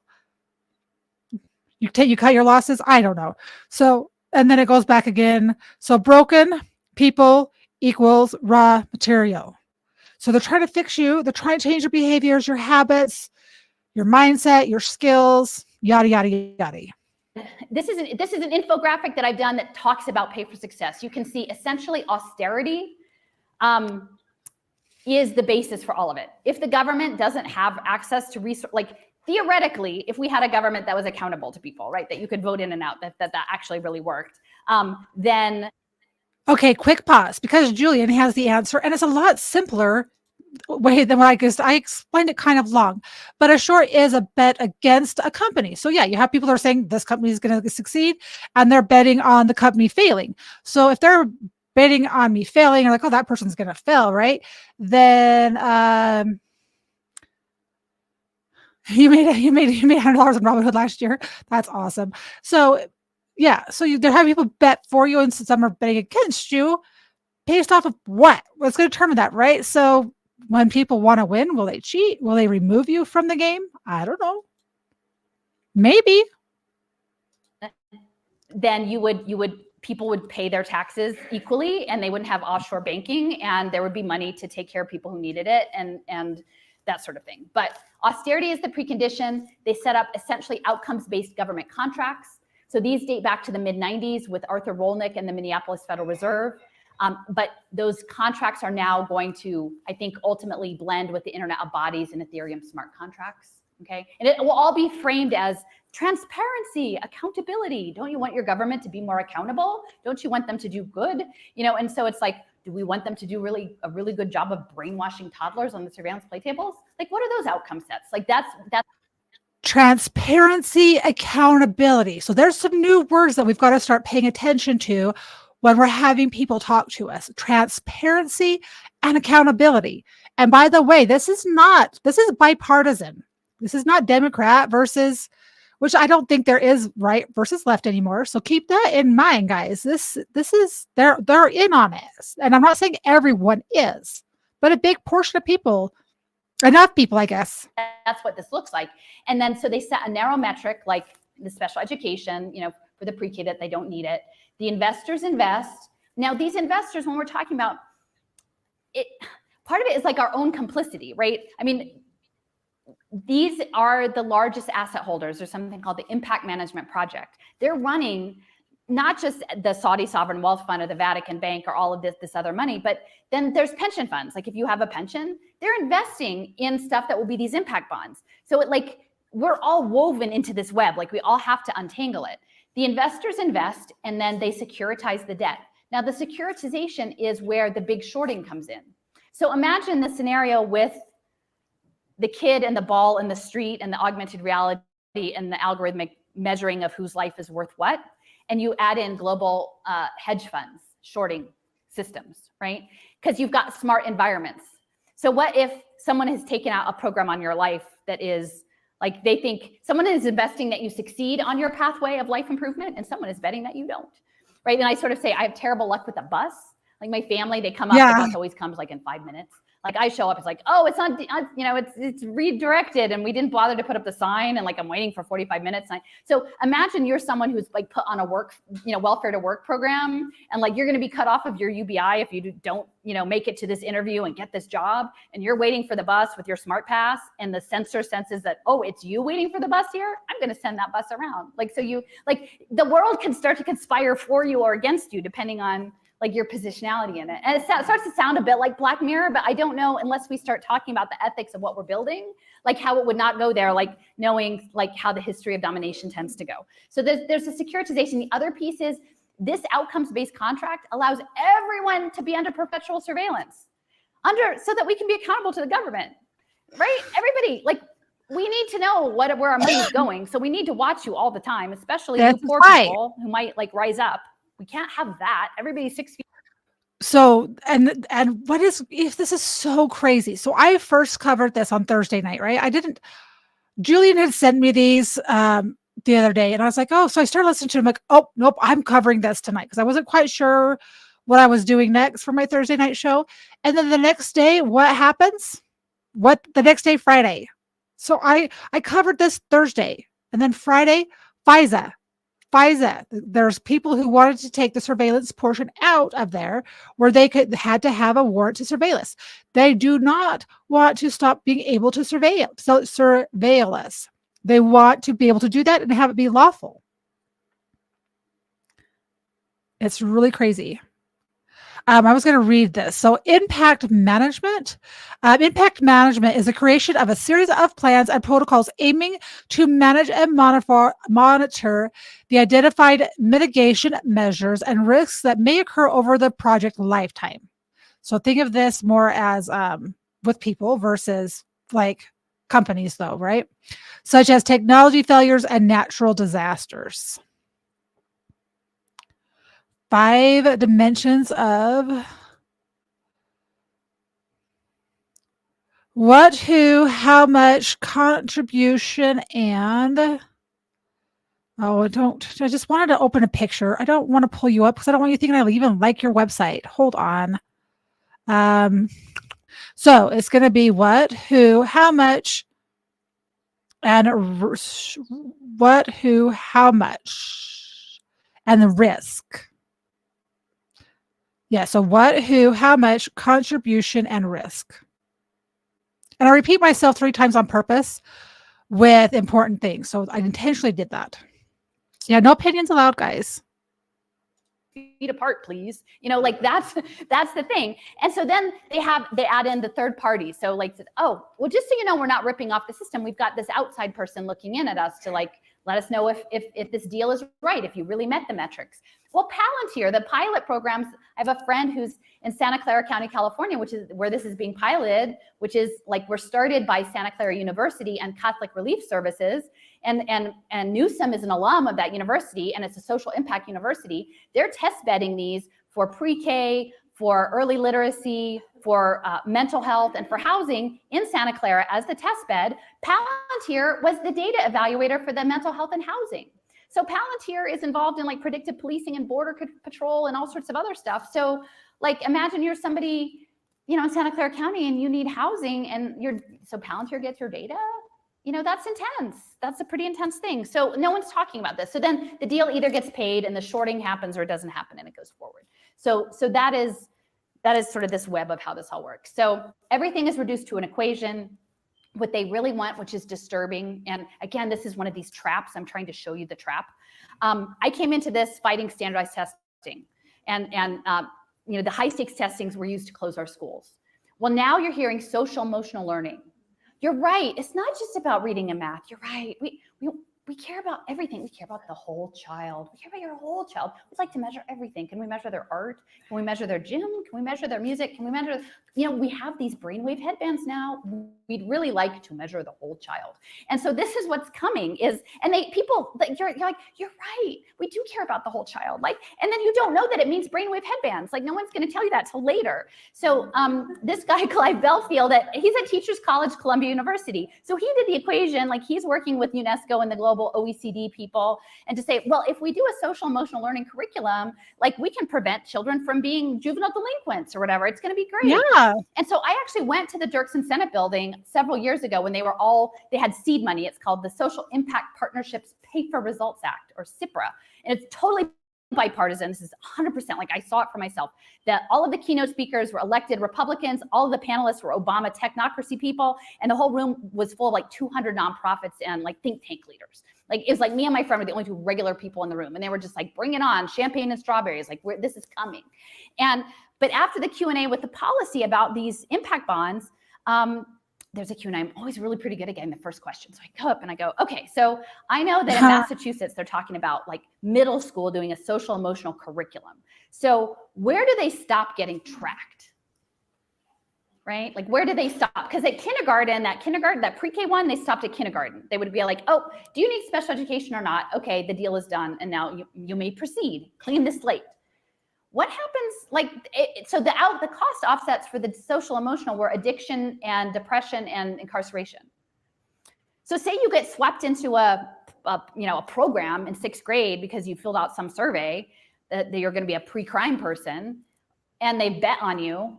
Like what happens when you're 35 and the robot stole your job and you need therapy, and there's some smart credit token that pops up? You know, oh, this kid got the, and recalibrate the impact, the investment market for the hedge funds, because that's going to be the permanent record, right? And I would think at the time I didn't fully have a handle on blockchain. I'm like, how are they going to, but I asked that to the panel, and this is the woman from Goldman Sachs. This is like the head of, he was Obama's social impact guy, David Wilkinson. He's now in Connecticut running like early childhood and health and human services. I'm like, how does this work?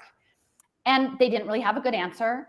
And then afterwards, I had 4 consultants run over with cards saying, I can make an equation for that. And like, they didn't understand that I thought it was horrific. Like no one could even imagine. Okay, so this is just the start of Palantir, but I just looked up at what their mission is and what they do. So they started in 2004. When we look at the available technology, we saw products that were too rigid to handle novel problems and custom systems that took too long to deploy and required too many services, right? So they want automation services to maintain and improve. We saw automated approaches that failed against adaptive adversaries and all or nothing access controls that force organizations to make unacceptable trade-offs between collaborating and securing sensitive data from misuse. We saw a need for a different kind of technology, and we knew it would take a different kind of company to build it. That's why we founded Palantir. We make products for human-driven analysis of real-world data. So we're focused on creating the world's best user experience for working with data, one that empowers people to ask and answer complex questions without requiring them to master querying languages, statistical modeling, or the command online. So you're just trusting a company to give you the proper data. What if they give you wrong data on purpose? I don't know. Yes, exactly, Julian.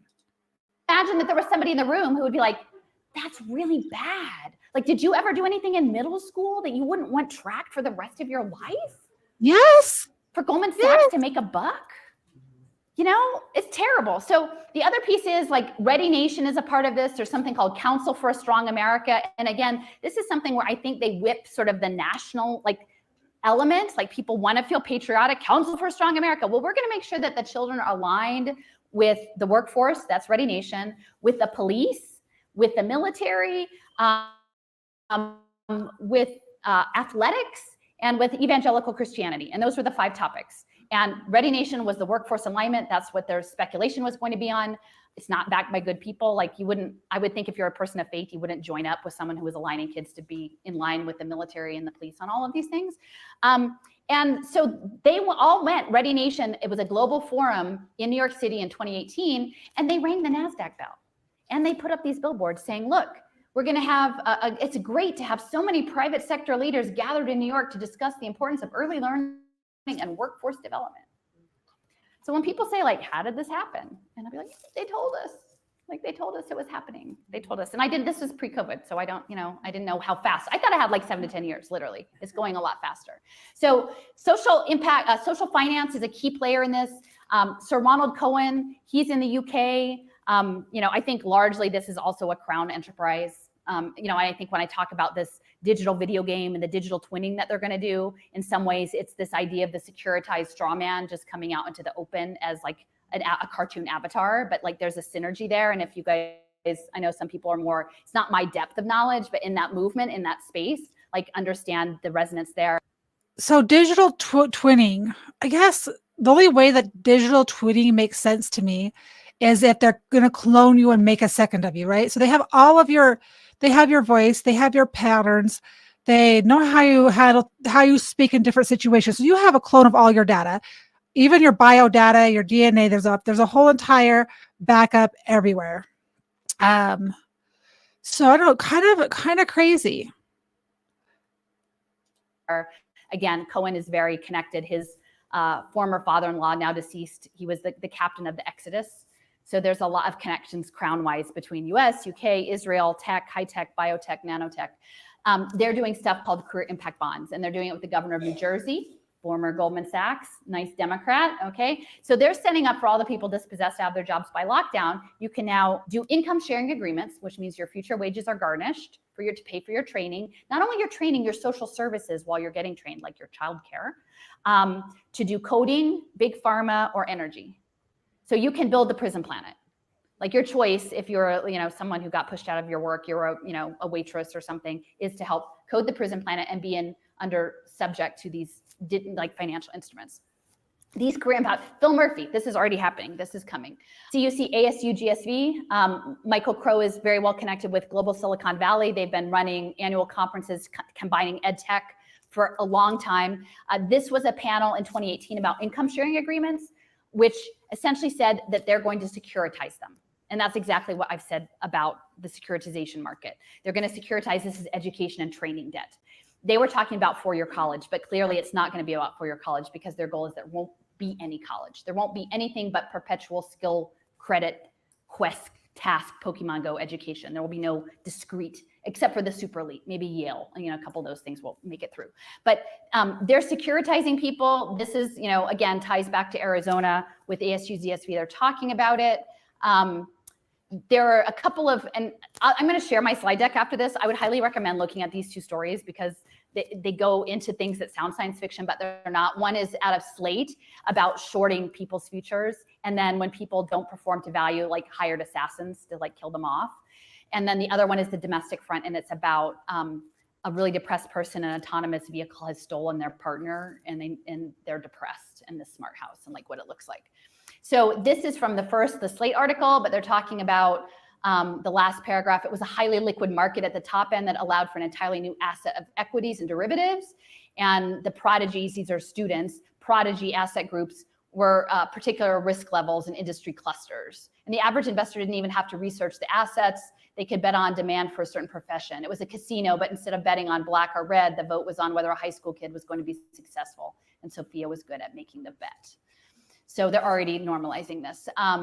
This is a map that I did of the ASU GSV panel. Edley is the platform they're going to use to do the securitization of income sharing agreements. And no big surprise, and why national press is not covering this, the co-founder of the securitization platform, his name is Christopher Riccardi. He's the grandfather of collateralized debt obligations. I mean, he's doing exactly the same thing that happened in the real estate all over again with training debt. And training debt is essentially your prison sentence because prison is no longer going to be in a physical prison. It's going to be you in the digital panopticon on a pathway. So the other thing I want to make really clear, and I'll talk about this a little bit more later, because I know in the libertarian space and even in like the freedom space, there's a lot of like people are still trying to figure out about blockchain and about crypto and about assets. And my frame, because I came at this through digital identity, not through the money side. I was looking at it when they were talking about putting babies on blockchain and going, as a mom, heck Yes. no, you don't put people on No. blockchain, right? And so there's this struggle, because for the most part, people who are maybe feeling like that's a liberation are less likely to want to know about putting babies on blockchain, that maybe that's not such a good thing. But the other thing is these smart contracts, is that in this augmented reality that is going to be built with the QR codes, it's built on, it's What's crazy right now is every single person that is, I want to know, and maybe you guys know this, because I don't really know a lot about crypto, and really, like, I try to understand how it all works. I know you have to mine the data or energy or something like that, and then you created like a token. I think that's how it works, or you can trade cryptocurrency. Like, there's just so many different things. I want to know who first started doing it. I want to know who paid them, because they've got all these people so excited about creating crypto and blockchain and how it's not traceable, how it's not trackable, and it's secure, and it's this and it's that, right? They don't realize that they're helping this. They're helping this move along. They're helping with the future, and they don't even know it. And if they do, they're silly for going along with it. Yes. contracts. So for a long time, the lawyers and the accountants are going to be doing really well for themselves until the robots take over their jobs, because they're going to make the contracts. It'll be like, am I allowed to have the box lunch? Do the QR code and find out. It's like a giant, can you get on the bus? Can you get that bird scooter thing? Can you open your refrigerator? Everything is dependent on if you have a token in your wallet that says you're allowed to do it. So your rights are mediated digitally in this way.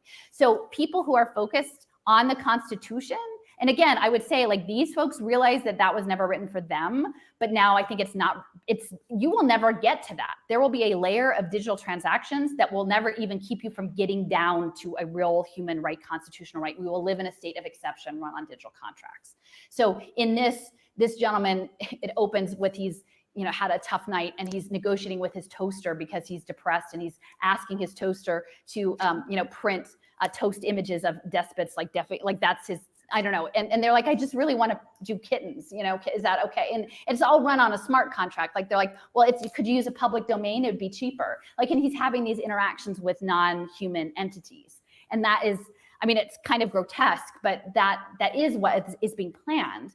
And it's being implemented in ways that, if you don't know the bigger picture or the power structure behind it, anyway, so smart, yeah. So this is smart homes. Yeah, this is the second bit. So the toaster had been provided by the Transhumana Wellness Group. So this is all health pathways. And if you have breakfast, it lowers your risk of heart disease.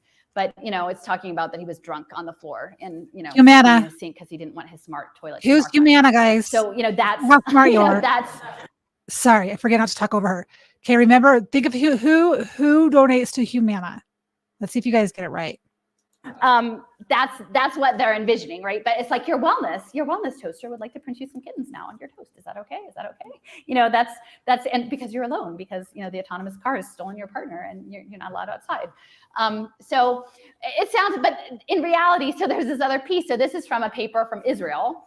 Now, Israel is like very advanced, like as the US, in much of this and much of the tech space, and they have social services. So again, in the UK, like it's injecting this digital toxin into existing social service systems, which I can say probably never worked perfectly, but like that's flowing through the veins of that. So countries that have socialized healthcare systems are prime targets for having this be incubators. So in this, there's a whole webinar that I did with the state of Rhode Island about e-government solutions and using COVID to push everything online into digital government systems. Estonia is the model, but essentially Rhode Island was like, hey, sign me up. Like, we want to be just like Israel.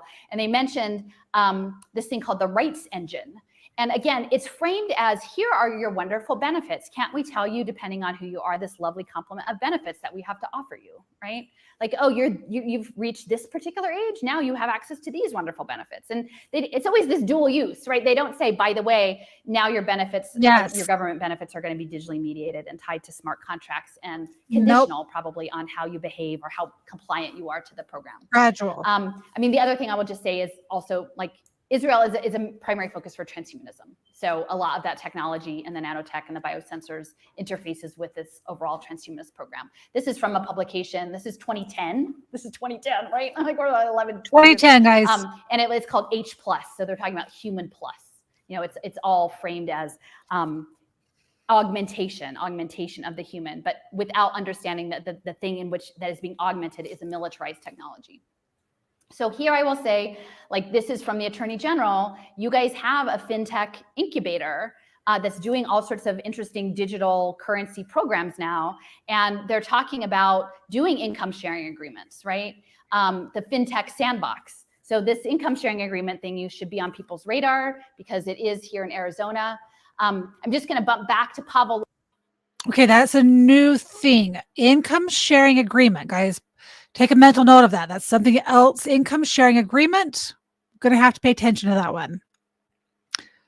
Skills badge and data mining.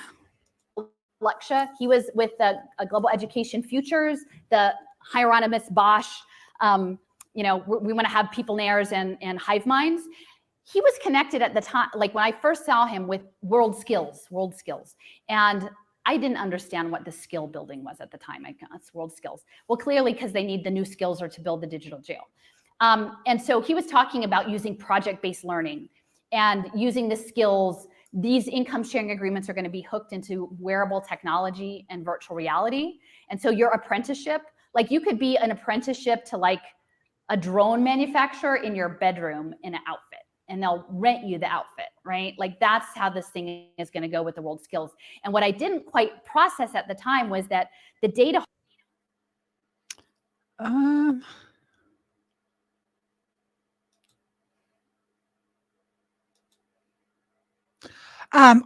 I sent Satan's chariot. I deleted your message only because I don't know if that word is flagged on YouTube. Not because what you said is bad or that I have any issue with it. But I don't know if that group of people that kind of were in charge during World War II, no, they didn't run out of ideas. It's always been part of the plan. It's been part of the plan. So no, they didn't run out of ideas. They're just, their goal is ultimate control. And that's been the plan since before the 1800s. And I actually got some really good information that I want to share that goes back a ways. But anyway, I'll probably do that on Tuesday. But anyway, that'll be a good show.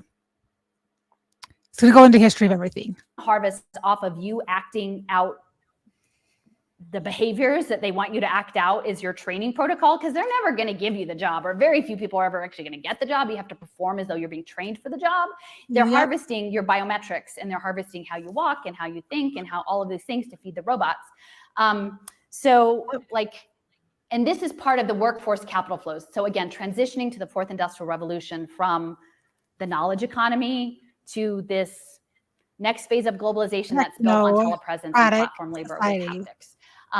So they talk about reframing and reimagining workforce developments as investments leading to scalable solutions and measurable outcomes. So everything has to be measurable. So whenever you see impact or measurable or even accountability or transparency, understand behind the scenes we're talking about data analytics, and then underneath the data analytics is essentially coercive control surveillance technologies. So this is coming out of the Federal Reserve System. Again, this is a Crown venture.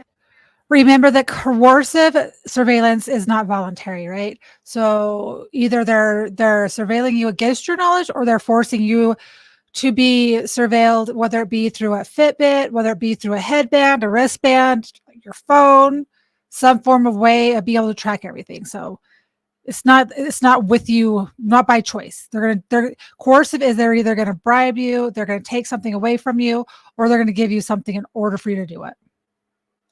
too, and they're the ones that are going to be doing this. There's a lot of connections to University of UT Austin, and they had done a lot around like welfare reform. So we have to see this as this, again, this dependency, the Indian reservation. We have dispossessed you, we have taken your practice, we have imposed our will on what we think you should be doing as a civilized entity, and then we will profit off of that system.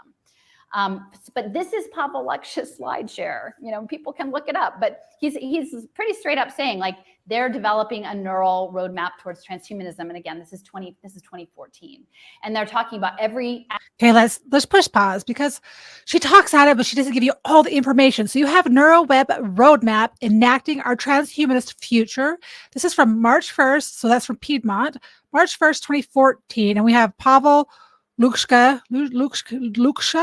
PhD, Global NeuroWeb Foresight Initiative. And so potentially every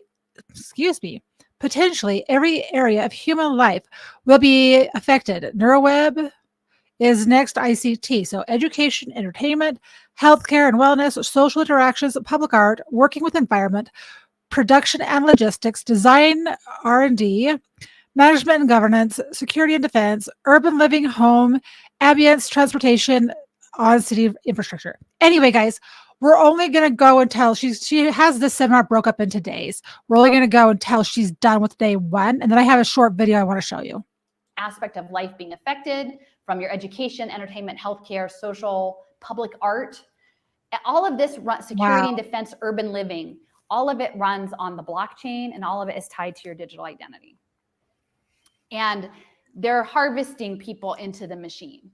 And so I talked about the social emotional learning. So some of you, I don't know if people are familiar with Cardano and like Ava, the blockchain system. So Hoskinson, they just signed up the largest digital identity program pilot for students and teachers in Ethiopia. So they've got 5 million kids. Now it's not a health one. And like most people in the health space can't mesh the health passports to the education vouchers. They don't see the connection. They're like, oh, but I'm really concerned about vaccines. I'm really concerned about health choice.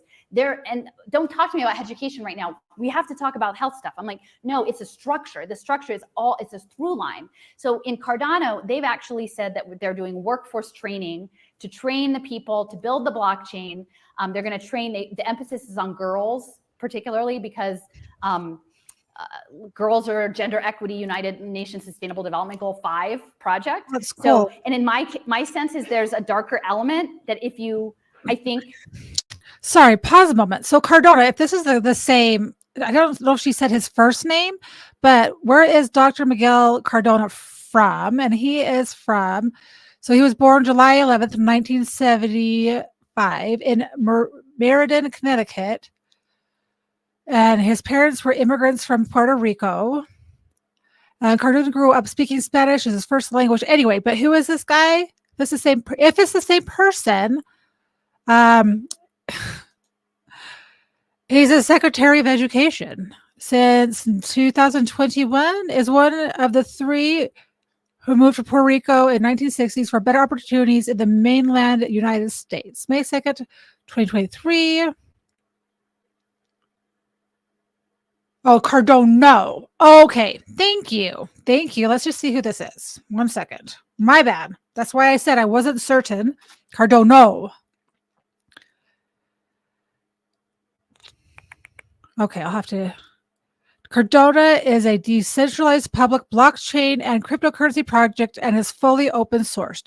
So that person didn't create it. Okay, I'll look into that. Cardano founders. Okay, we'll push play while I multitask. I think they want the maternal feminine. I think they want the sacred feminine in this. If you are trying to hijack into a new evolutionary trajectory of a silicon-based world, they need to eliminate biological, they need to eliminate that piece. So like women, and particularly, I think cultures that are still connected more directly to their natural base, they need to be eliminated first. So Cardano's going in, they're going to take over Africa. They've set up online education systems with digital identities for those kids. They have partnered with OpenCog and Hanson Robotics. So that's Ben Gertzel, that's Sophia the robot over there. Okay, they developed a lab in Ethiopia. I can't remember, it's the Sheba Valley maybe. This is Silicon Valley of Ethiopia, of Africa. It's the tech center. They've actually brought in, and people might speculate, but they've said like they taught her, it's Amharic, I think, the language of Ethiopia. They said Ethiopia is very special. And after English, they taught her Amharic. Okay, so there's the whole Gnostic piece and Sophia, the robot, right? And they're going to, I think, feed the data, think of the headsets, into the robots. And it's pretty intense. And then underneath that is Nubian VR. That's another, an African girl in Africa. UNICEF is partnering to get VR education throughout it's India, Africa, and also they have a pilot in Chile. And they're saying, it's just a disconnect. It's to disconnect you from the and I'll talk a little bit more about that tomorrow.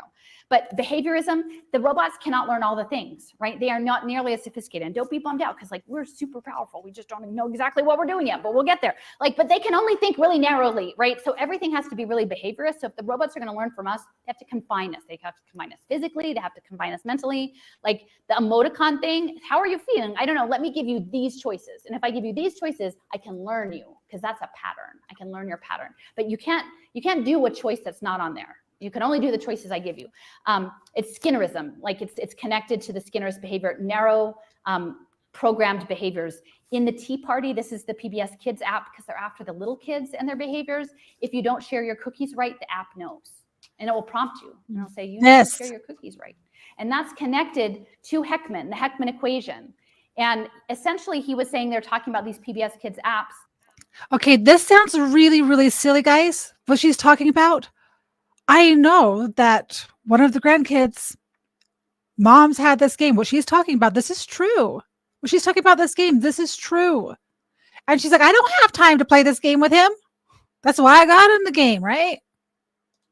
And this is on YouTube at the University of Chicago's Human Capital Economic Opportunity Group on social emotional learning. And he's invited all of these esteemed researchers into the room. And they're saying, well, we can't get the parents to make the kids play the apps.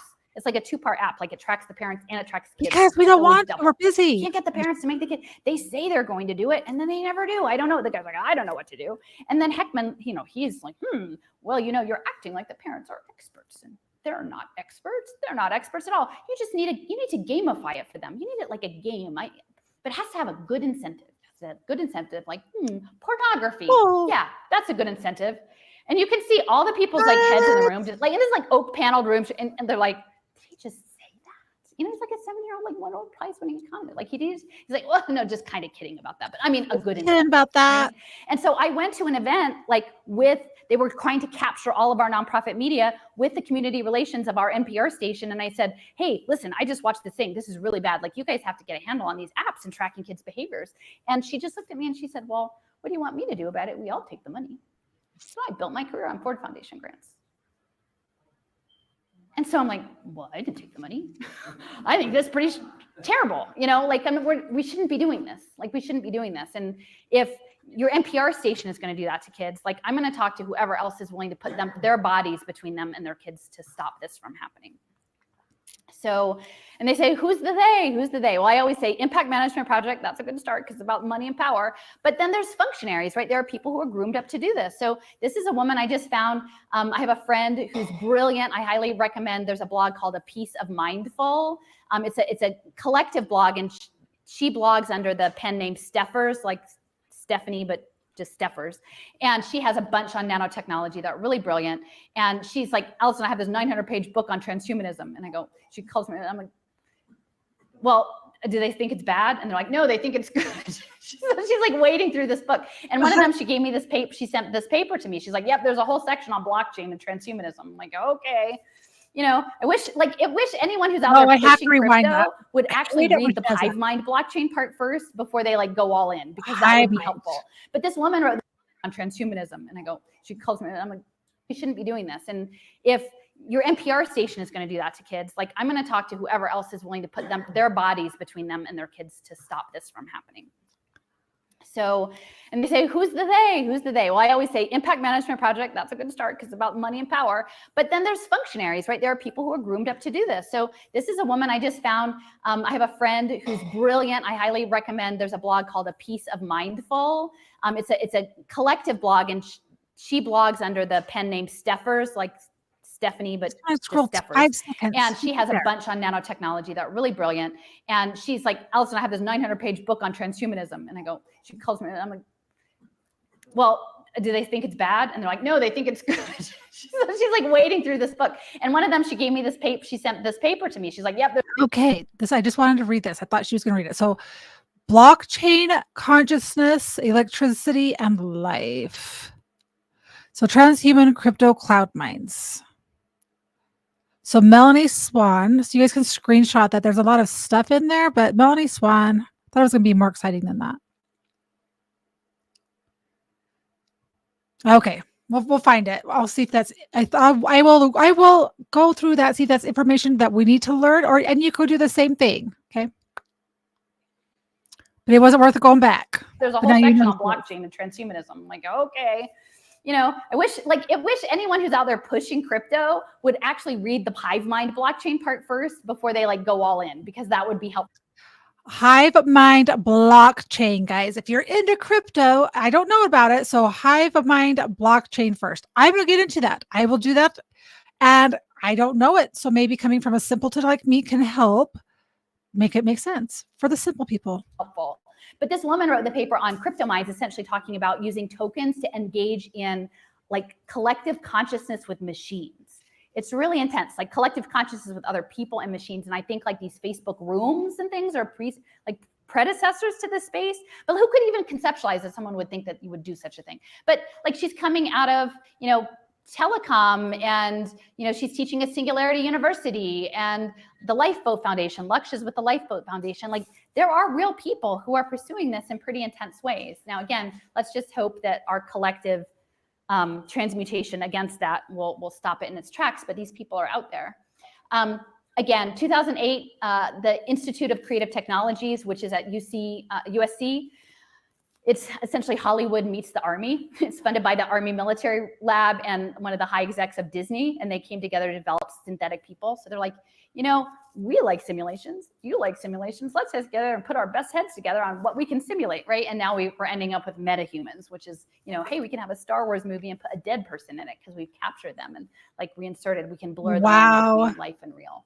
So digital twins, they're going to do this on blockchain through electronic health record. That starts the armature of the twinning process. Okay. Electronic health records, Zeke Emanuel at Penn, getting the American Affordable Care Act in place with the electronic health records. It's coming both through blockchain education, medical passport.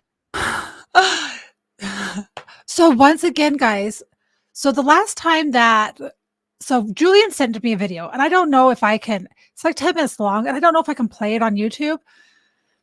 But if you watched me on Thursday night, I was just putting pieces together, and I was just thinking out loud through what she did on Monday, right? I was just thinking through it, but everything I said, I watched that video. Everything I said was like a spot on. Like I was like, oh my gosh, but who pushed the Affordable Care Act? Who have they put in place, right? We had the Bushes, and then we had Obama, right? They're friends. They grew up together, whatever. They might even be brothers for all I know. I didn't mean to say that out loud, but they might be. That's not fact. That's just me just talking.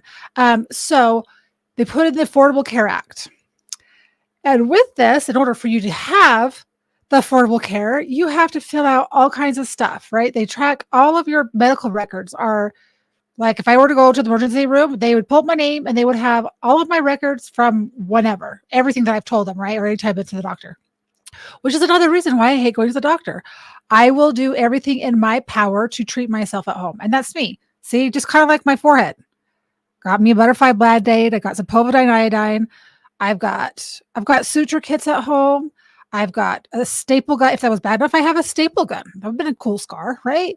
But they're going to start. They started with the Affordable Care Act. If you're going to want to qualify for it, you're going to have all of your data digitally tracked and traced. Exactly. I've actually cut out infection one night. I waited till did I take a video of it or just a picture of it?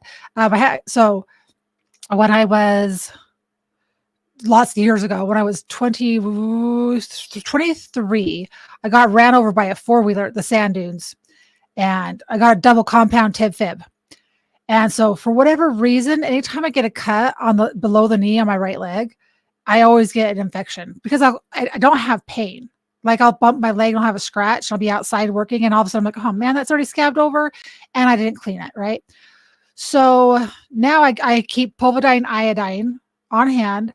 And anytime I get even a scratch, I will, it turns into, what is it called? Cellulitis. So it turns into a bad infection. It's not just like a small infection. It turns into cellulitis. I had a, what else fell on me? I had a sunflower that was like over 6 feet tall and it fell because it was like, I didn't realize it was going to be that big, right? It grew wild and it fell and they have the stems have little pokey things, but they're not like quite like a sliver. They're a barb. So when they go in, they don't come back out normally. And for whatever reason, it caused within a day, it caused this huge infection. So either I had an allergic reaction and it caused an infection or something else. But that was one time I did have to go to the doctor because I did have to get a high dose of antibiotic, which I didn't want to take. Didn't want to take it. But anyway, my point don't know why I got to that point, but my point is my point is you can do a lot of things at home, but you have to just be like, we can do a lot of stuff. If you are a woman who could do cross stitch or you know how to do needlework and you know how to sew, you can stitch up skin, right? There's lots of cool things out there. But anyway, have your first aid kits ready, guys. That's all I've got to say. Try to do everything from home. Little pokey things. It was terrible. You have no idea. I'll have to show you it. I have a picture of it. I'll have to show it to you, but it was terrible. Like it looked like a big, huge blister. Someone was like, that's a chemical burn. I'm like, it's not a chemical burn. I'm not an idiot. Like I know my body. That is an infection. Also electronic health records. Eventually it'll all merge. In Japan, they're looking at doing their goal. This is the government of Japan, Science and Technology Agency, in December 2019 is saying that they are anticipating a future of where we use remote avatars and robots and 3D images as proxies, and it is empowering. It's all in this disability rights community. They're saying like, hey, isn't it great? Like we should now all just live through avatars and it will be equal and it will be like diverse and we will all be like that's and it's important to know that that's Nippon Telegraph and Telephone and then that is also SoftBank that is running the largest AI innovation fund. So, and again, you guys are familiar with the software of life, but again, they're looking to turn this into a planetary computer. The software of life is colonization, new markets for extraction. So you got DNA, mRNA, and protein. Interesting. So storage, DNA stores instructions for the protein in the nucleus. Software, mRNA, is a temporary set of instructions for cells to make a protein. And mRNA is made using DNA. This is why they're having issues because especially with the other kinds of mRNA that is not already existing and match your current DNA, it causes cells to not replicate properly sometimes. And when that happens, when your cells, think of a mole or a freckle, when a cell does not replicate properly, you end up with a mole or you end up with skin cancer or other types of aggressive cancers. That's why mRNA is bad if it's not meant to be there. So applications, protein from the basis of life by performing the functions required by every cell. Proteins are made up using mRNA. So you have this thing you have too much of that. You create too many spike. Oh my gosh, this makes a lot of sense for other things. Our mRNA medicines is the software of life. Temporary set of instructions for cells to make a protein. Interesting, guys. When we have a concept for an mRNA medicine and begin research, fundamental components are already in place. Generally, the only thing that changes from one potential mRNA medicine to another is the coding region. So it just depends how they want to code it, right? The actual genetic code that instructs ribosomes to make protein. Utilizing these instructions sets gives our investigational mRNA medicines a software-like quality, programmable through mRNA. We also have the ability to combine different mRNA sequences encoding for different proteins in a single mRNA investigational medicine. We are leveraging the flexible flexibility afforded by our platform and the fundamental role mRNA plays in protein synthesis to pursue mRNA medicines for a broad spectrum of diseases. Programming and coding mRNA. Oh my gosh. Okay. So many things just clicked in my brain right now, and I can't say them out loud because I'm on YouTube, guys. Holy wow. Wow. So our mRNA medicines are the software of life because they're programmable. You know, look up the internet of bio-nano things, like things I never wanted to learn about, but it really is, they're talking about that there will be interfaces between the electrical domain of the internet and the biochemical domain of Internet of Bio-Nano Things networks, the ultimate frontier, seamless interconnections, the cyber world and the biological world. And this guy, Ian Achilles at Georgia Tech, and like, again, Georgia Tech is a highly militarized, just like Arizona State University. So yeah, the mad scientists are out there. I hate it when she doesn't read this crap. Oh, so this. I want to go back just like 3 seconds. I just want to go back to 9. Nope. I don't want to listen to a whole bunch. I just want to see that slide. Why can't I just go 10 seconds on the computer? This is the stupidest thing that I hate. Connections, the cyber world and the biological. Okay. Now do you understand why no one is willing to stand against 5 and 6G?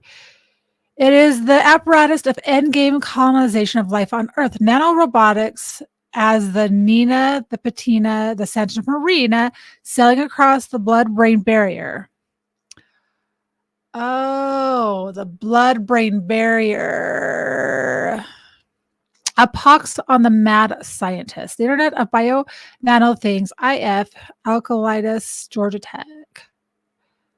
Bio-Nano Thing networks and the Internet within the IOBNT, bio-nano things are expected to not only communicate with each other, but also interact into networks, which will ultimately interface with the internet. To this end, the definition of network architectures and protocols on top of the aforementioned MC systems is the essential step by IOBNT development. A further challenge for the IOBNT is interconnection of that was what Dr. Malone was trying to do way back when, was trying to get the mRNA to cross the blood-brain barrier in order to get certain medications to target cancer. That was originally what it was designed for, was mRNA was for that right there. And they were never able to do it without there being significant consequences. So he abandoned his research in the late 90s.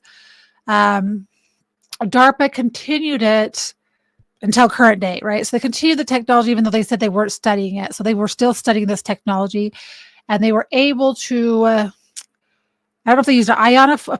So an ionophore, so you need a positive ion. An ionophore is negative ion. So you need a negative ion to push it into the cell, I think. Ionophore. An ion is negative charge, right? Proton is positive charge. So you need an ionophore to push it through the cell. To push it. Anyway, that's getting complicated. Hey, Ariadna. Yes, I am live, and we're just about done. We're talking about like high level. I don't know. We're talking about smart cities and what they mean by lifelong learning, because they're always saying lifelong learning and they're going to give us free education and like all of that stuff. It's kind of crazy. World. And this guy, Ian Achilles at Georgia Tech. And like, again, Georgia Tech is a highly militarized, just like Arizona State University. So yeah, the mad scientists are out there, and this is the future that they're doing. Mad scientists. So this is just another clip from the same talk. The human beings that are arriving to us now, they're not the same species as you. They're Homo sapien .net. I mean this in all seriousness. They are not the same species as you. They have never lived without access to some kind of a virtual supercomputer attached to their body. We have to figure out what that Homo sapien .net is. How does that person learn? How can that person be influenced? How can you communicate with that person? And so the conflicts of the future are all going to have to then realize that there is a huge transformation in human evolution. I mean, like they tell you, it's on YouTube. You know what's crazy though is, so any one of the grandkids right now, I'll tell you what, they can operate a phone, they can operate a remote control, they can operate their stuff better than anyone that, like the older kids, right? They get on there, they know how to get on YouTube, they know how to find their videos. Like tonight we were going to that, we had a memorial for one of the babies that died when they're 5 weeks old. And there's one that's she's 2.5. And the first thing she wants to do is get on Papa's lap and go through his phone. Like, just sit and go through his phone. No, scroll up. Oh no, this one. And she'll push the buttons. Like, she knows how to navigate it. But the thing is their parents like are very aware and they try to keep the kids active. And like, she's like, you have 5 minutes and then the phone's going away. Like, there's no option. But there's parents who don't do that because they're like, oh, I'll just give you a phone to play with and you can just play with this phone because now you're not bothering me, right? It's like a babysitter. But what they're doing is they're constantly tracking that data, that information constantly. You know, like I don't. So they call this centaurs, the human interface. This is from a woman who was formerly at DARPA. Now it's something called platypus. They're saying they want to combine like the pattern recognition of AI with the, you know, empathy of humans or whatever. And it's really interesting. So I'm in Philly. There's something mystical that is arising here. Like, I don't think that I have a friend and he's developed a website called Silicon Icarus. That's a compilation of a lot of writings. And I think it is like Icarus, this idea that they have these aspirations, the Silicon Valley, that they are going to soar to, you know, the sun and the things that it's going to melt, you know, that wax is going to melt off, but we have to have the fortitude to get to that point. But there's sort of this mystical experience, and Philadelphia has this interesting history of both like Freemasonry and power and all sorts of things. And in the 1690s, these monks came from the old world, from Germany and Silesia. It was Jacob Zimmermann and Johannes Kelp. So kind of like that, so that horse and man thing, you kind of see that there, that's a chimera. So a chimera is kind of like taking two different life forms and kind of meshing them together. So it's part man and part horse. That's chimera. And that's exactly what the mRNA, or not the mRNA, sorry, that weird disease that came around in 2020 was actually a chimera. And it was blending two different diseases, two different cells from two different animals together to create this more advanced virus, combining from DNA from two different things, or RNA, sorry. Well, there are some DNA viruses as well. Yes. And they were a millenarian cult. They thought it was the end of the world. And they said that they were supposed to go to Pennsylvania and wait for the woman in the wilderness. And so they brought 40 men, monks, and they built a school and an observatory, and they were astronomers and astrologers and mystics and alchemists. And you know, they had one of the first hymnals in the New World they developed. And so again, vibrational things. And it didn't happen. But there's a space, it's probably really just a spring house, but they call it the Kelpius Cave in the park in the city. And the Rosicrucians have a monument to him outside of it. And they're like, he's the first Rosicrucian in North America, right? And so this monument on the side of it, it just has, you know, it was put up in the 60s, I think. It's, you know, it's maybe 10 inches wide there. It says Nephili on the side in Greek. Now, I would not know Greek. Like, my husband with me goes, oh, that's Greek. Nephili. Nephili. I'm like, who came out and wrote that on that marker? I think she's almost done. I want to get past today. So Nephili was the cloud nymph in the Greek mythology. So Ixion, I think, was like the first murderer in like the mythology, was lusting after Zeus's wife Hera. So he recreated Nephili, who was a cloud nymph, as a twin of her. And then she was raped, and then from that came the centaurs.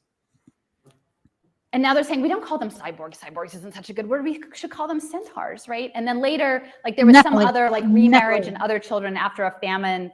Like the ram that became the golden fleece, like, saved them, but there was a crop famine too. So there are these elements of like clouds and violence and twinning and the centaur piece. Like, there are these things. And so who, you know, and at first I thought, is it chalk? Because it's very carefully done, but hand done, and it's paint. I've gone back again. Okay, bear with me. Bear with me real quick because this is one of those things where my brain is racing because there's information, but sometimes when I've listened to something the third time, like things start clicking. So if the mRNA in our bodies, if what she was saying, the mRNA is the stuff that can be coded and that can be changed. And this is a conspiracy, or this is kind of like a myth thing that they talk about. Okay, like some people think that there's these Moloch type creatures, or people worship Moloch. And what's the other one, Julian? You know, right off the top of your head. I know you do. But it's a creature that they worship that is not. It's both male and female. So are they trying to come up with a way to make a male and female, not a hermaphrodite that's just born that way randomly, right? But yeah, Baphomet. But they're actually trying to be able to change your DNA through the coding to make a man and a woman in one body. I mean, they're doing it through other ways. That's just a thought, guys. I don't know, but that's where my head goes. And I'm not saying the information's right. So don't be like, oh, she's a conspiracy theorist. Well, 100% I am. I'm 100% a conspiracy theorist. And I 100% think that everyone out there, guys, that you need to make sure that you go to your doctor. You trust your doctors. Fauci is an amazing person and he has a lot of great information. And you should make sure that you get all of your vaccines are up to date. I think they're number 5 now. So make sure you're up to date and consult with your physician to make sure that you're doing things properly the way that you're supposed to. Okay. The other stuff is just like me mocking other people who believe in those things because I'm a total conspiracy theorist, right? Still there. But the NIH has started an initiative to study the microbiome. And they specifically say they're calling it Nephilim. Now, Penn is a center, and actually, you should look up Roz Ben's work. It's really interesting. He's a geomancy guy in Philadelphia, RASB space BEN, and he does a lot of historical research, sort of esoteric knowledge on Philadelphia. And like it's his premise, like that is told through the public art of Philadelphia, that Ben Franklin and Prometheus opened the gates of hell in Philadelphia. and you know, Penn is Ben Franklin's university, so I'm like, I don't know. Penn started impact investing. Penn is doing this biotech CRISPR research. Penn is doing a lot. ENIAC, the first computer, like big mainframe, like there's a lot going on at Penn, like let me tell you. So anyway, so I just sort of want to draw that connection, and I think that's sort of the last bit. Tomorrow when we come back, we'll talk a little bit about the game. And you know what, let's close with Michael Crow. Let's run this last one. We have 150 partnerships. We built a learning platform that's unparalleled. We launched a program in August just to offer a few courses to some folks. On a global basis, we had 192 countries respond. Over 120,000 learners for the first couple courses that we put out. We had 12-year-olds in Peru complete college astronomy courses for credit. I don't know what that means. It means something. I had a meeting yesterday with Bill Gates in San Diego as a part of the ASU GSV Innovation Conference on Educational Technology that we had 3,600 people attend yesterday. And I was walking through with Mr. Gates the 4th realm that we're presently operating in, which is education through exploration through game-based learning. Or just imagine this at the end of the game. Oh my gosh, I just was going to repeat what he just said and it just slipped me. So exploration through gaming. Okay, so they use games. They're using games because games aren't real, right? Games are just games, right? Got a 1:14:40. No, what? Just 10 seconds. Why can't I just do 10 seconds? Okay, let's try that. And learners for the first couple courses that we put out. We had 12-year-olds in Peru complete college astronomy courses for credit. I don't know what that means. It means something. I had a meeting yesterday with 100% Bill Gates in San Diego as a part of the ASU GSV Innovation Conference on Educational Technology that we had 3,600 people attend yesterday. And I was walking through with Mr. Gates the 4th realm that we're presently operating in, which is education through exploration through game-based. Education through exploration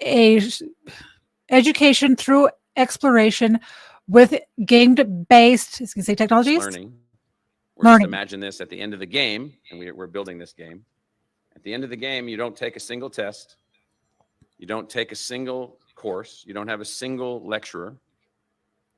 And at the end of the game that you play, you'll be able to pass Gamify any learning. college entrance exam, or what we call Cambridge A-level exams. Anyone that completes the game, boy, girl, doesn't make any difference. Any A-level exam in math, chemistry, physics, or biology. Huh. Period. What does that mean for learning? So yeah, so I'll just close there. So just in closing, I don't have all of the economic answers. I do want to say I have. Okay, so she's ending, which means I'm ending in just a second, but I'm gonna actually let it play for 1 sec. I gotta mute my cam for 3 seconds because I have an itchy nose. I can't take it. Hold on. Grave concerns about blockchain as liberation. And last summer I had the gift of spending some time on Lakota land in South Dakota.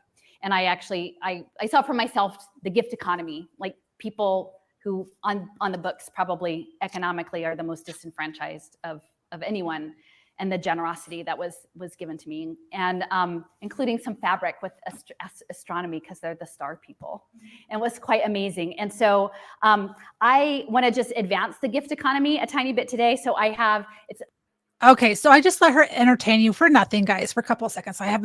My nose has been so itchy. It's because I need to scrub my face, and with my owie on my forehead, I just took a wash rag to the important parts, right? I don't dare wash my hair because I don't want it opening back up.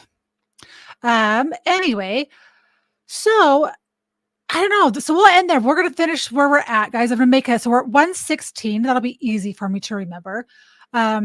This information is it's backed up with data. That's always what gets me. People are human and they are fallible. Thank you, Super B. But you guys need to do your own research, right? When there's links given and there's information and people, you must trust but verify. I've done that on a couple people that I really like redacted for my news source. And for the first time ever, they did not, it was about the Baltimore Bridge stuff. And the way he delivered the story was misleading. And I don't know if that was by accident or if he was just in a rush to get it out there. But that was the first time that with them that I was able to go, excuse me.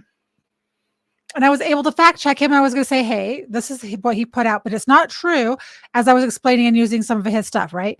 But you have to trust and verify. A lot of the stuff that she's putting out is easy for me to verify because of the state that I live in. It's all out there. So I'm going to show you one video really quickly, and then I'm going to end it on here, guys, because you are amazing.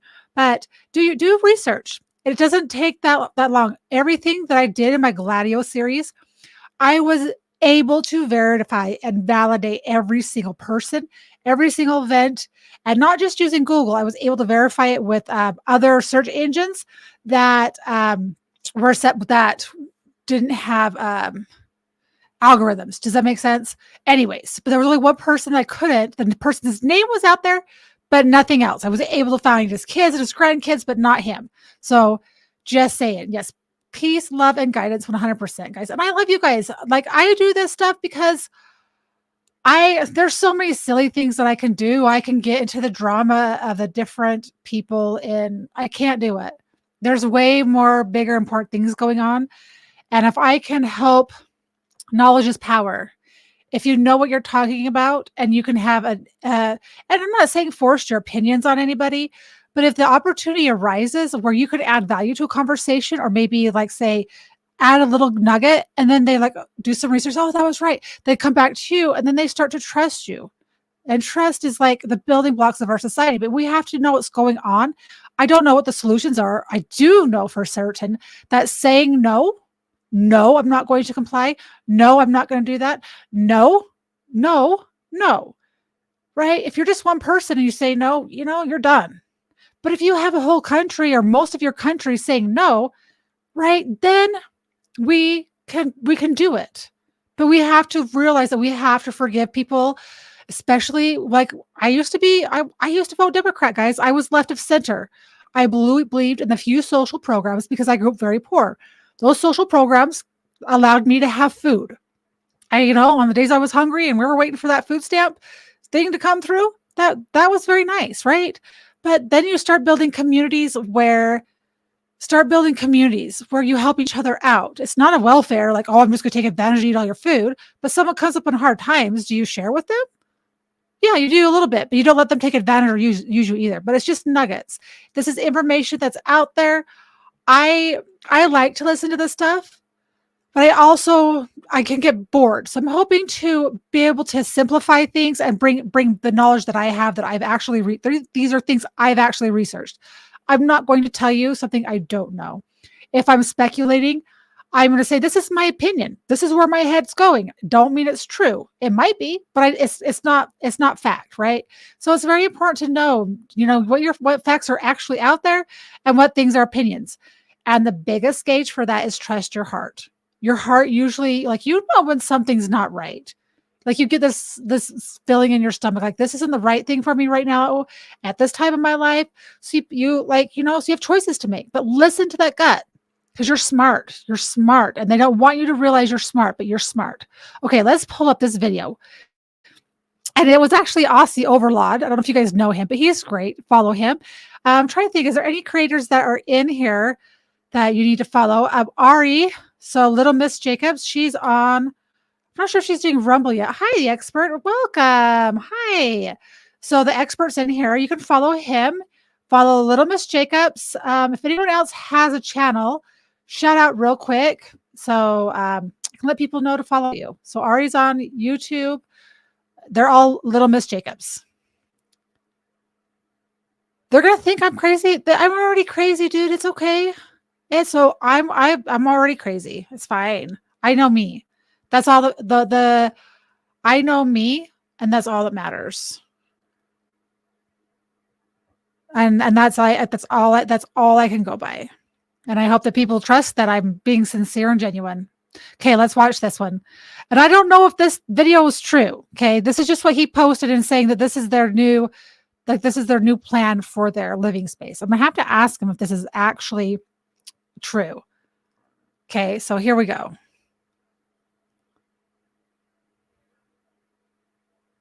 After purchasing a tiny apartment in New York with dimensions barely larger than a coffin, couldn't even fit a coffin inside, and had to tiptoe around. Desperate, he decided on a daring renovation. He installed a bay window, crafted from galvanized square pipes, which can be pushed and pulled out, providing a comfortable bed, and even accommodating his girlfriend when she visits. When not in use, it takes up minimal space. In the corner, a wardrobe stores everyday clothes below. Several wooden boards serve as a desk, with drawers underneath to store clothing items. A customized cushioned seat completes workspace, doubling as a bulletproof barrier when folded up. Remembering to install sockets and switches near the bed. Next, a hidden water tank is embedded in the adjacent wall, with a wall-mounted toilet providing a luxurious experience. Finally, a countertop houses an induction cooker, catering to daily meals. A mirror cabinet is installed above. Awesome. The compartments in the mirror cabinet can hold spice jars and toiletries. Additionally, a projection screen is mounted on the ceiling. At the end, look at this functional bedroom. After purchasing a tiny apartment in New York with dimensions barely larger than a... Okay, we're done. All right, stop sharing. Let's see.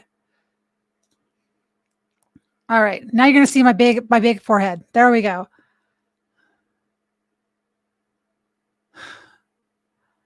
I don't know if they get to choose, is what I was trying to think of, Daniel, because that was so Aussie Overlord in Australia sent that and said that was their new plan for Australia. He might just be making a funny joke. I don't know. I was going to ask him about it, but I can see them wanting that to be living. They're going to make it so miserable that you're going to want to go outside and work. Exactly. Eating where you crap is no good, guys. Go follow Aussie Overlord because he has it on his page. It was dying. Yeah, no, thank you, guys. All right, guys. I am going to say, oh, crap. I got to do one thing while everyone is still in here because I always forget to do this, okay? I'm going to make this really, really quick this time.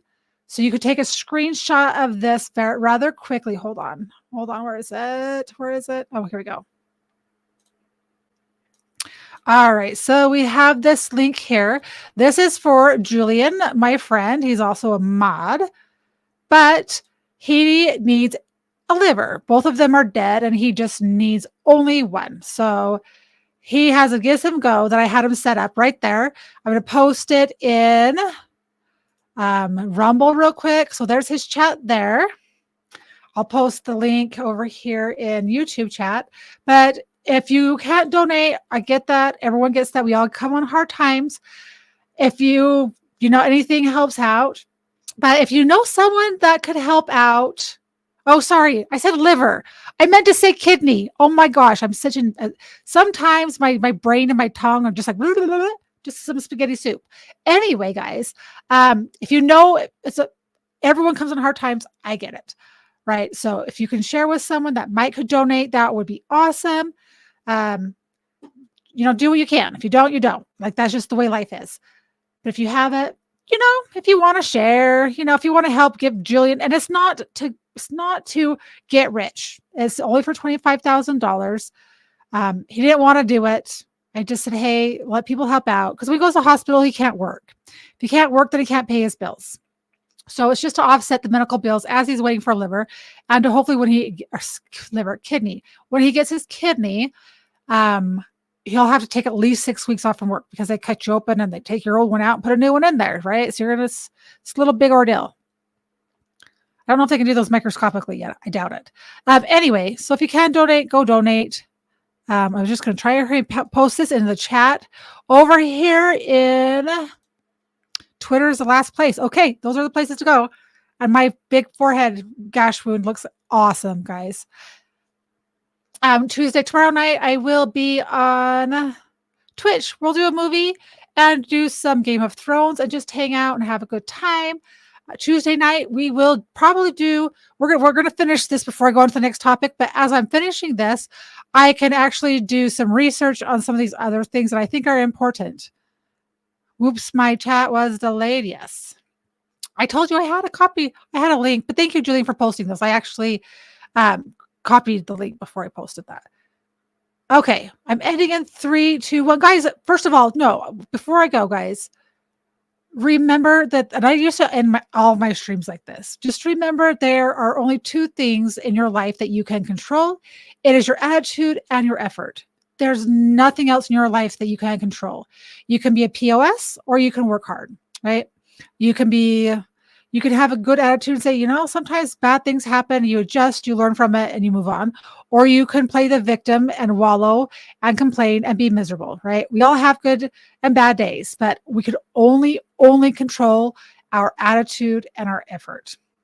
Tomorrow I might get hit by a truck and you'll never see me again. I can't control that, but I can control being genuine, kind, and thoughtful. So control those things. Be a good person, even when it's hard. And I'm ending in 3, 2, 1.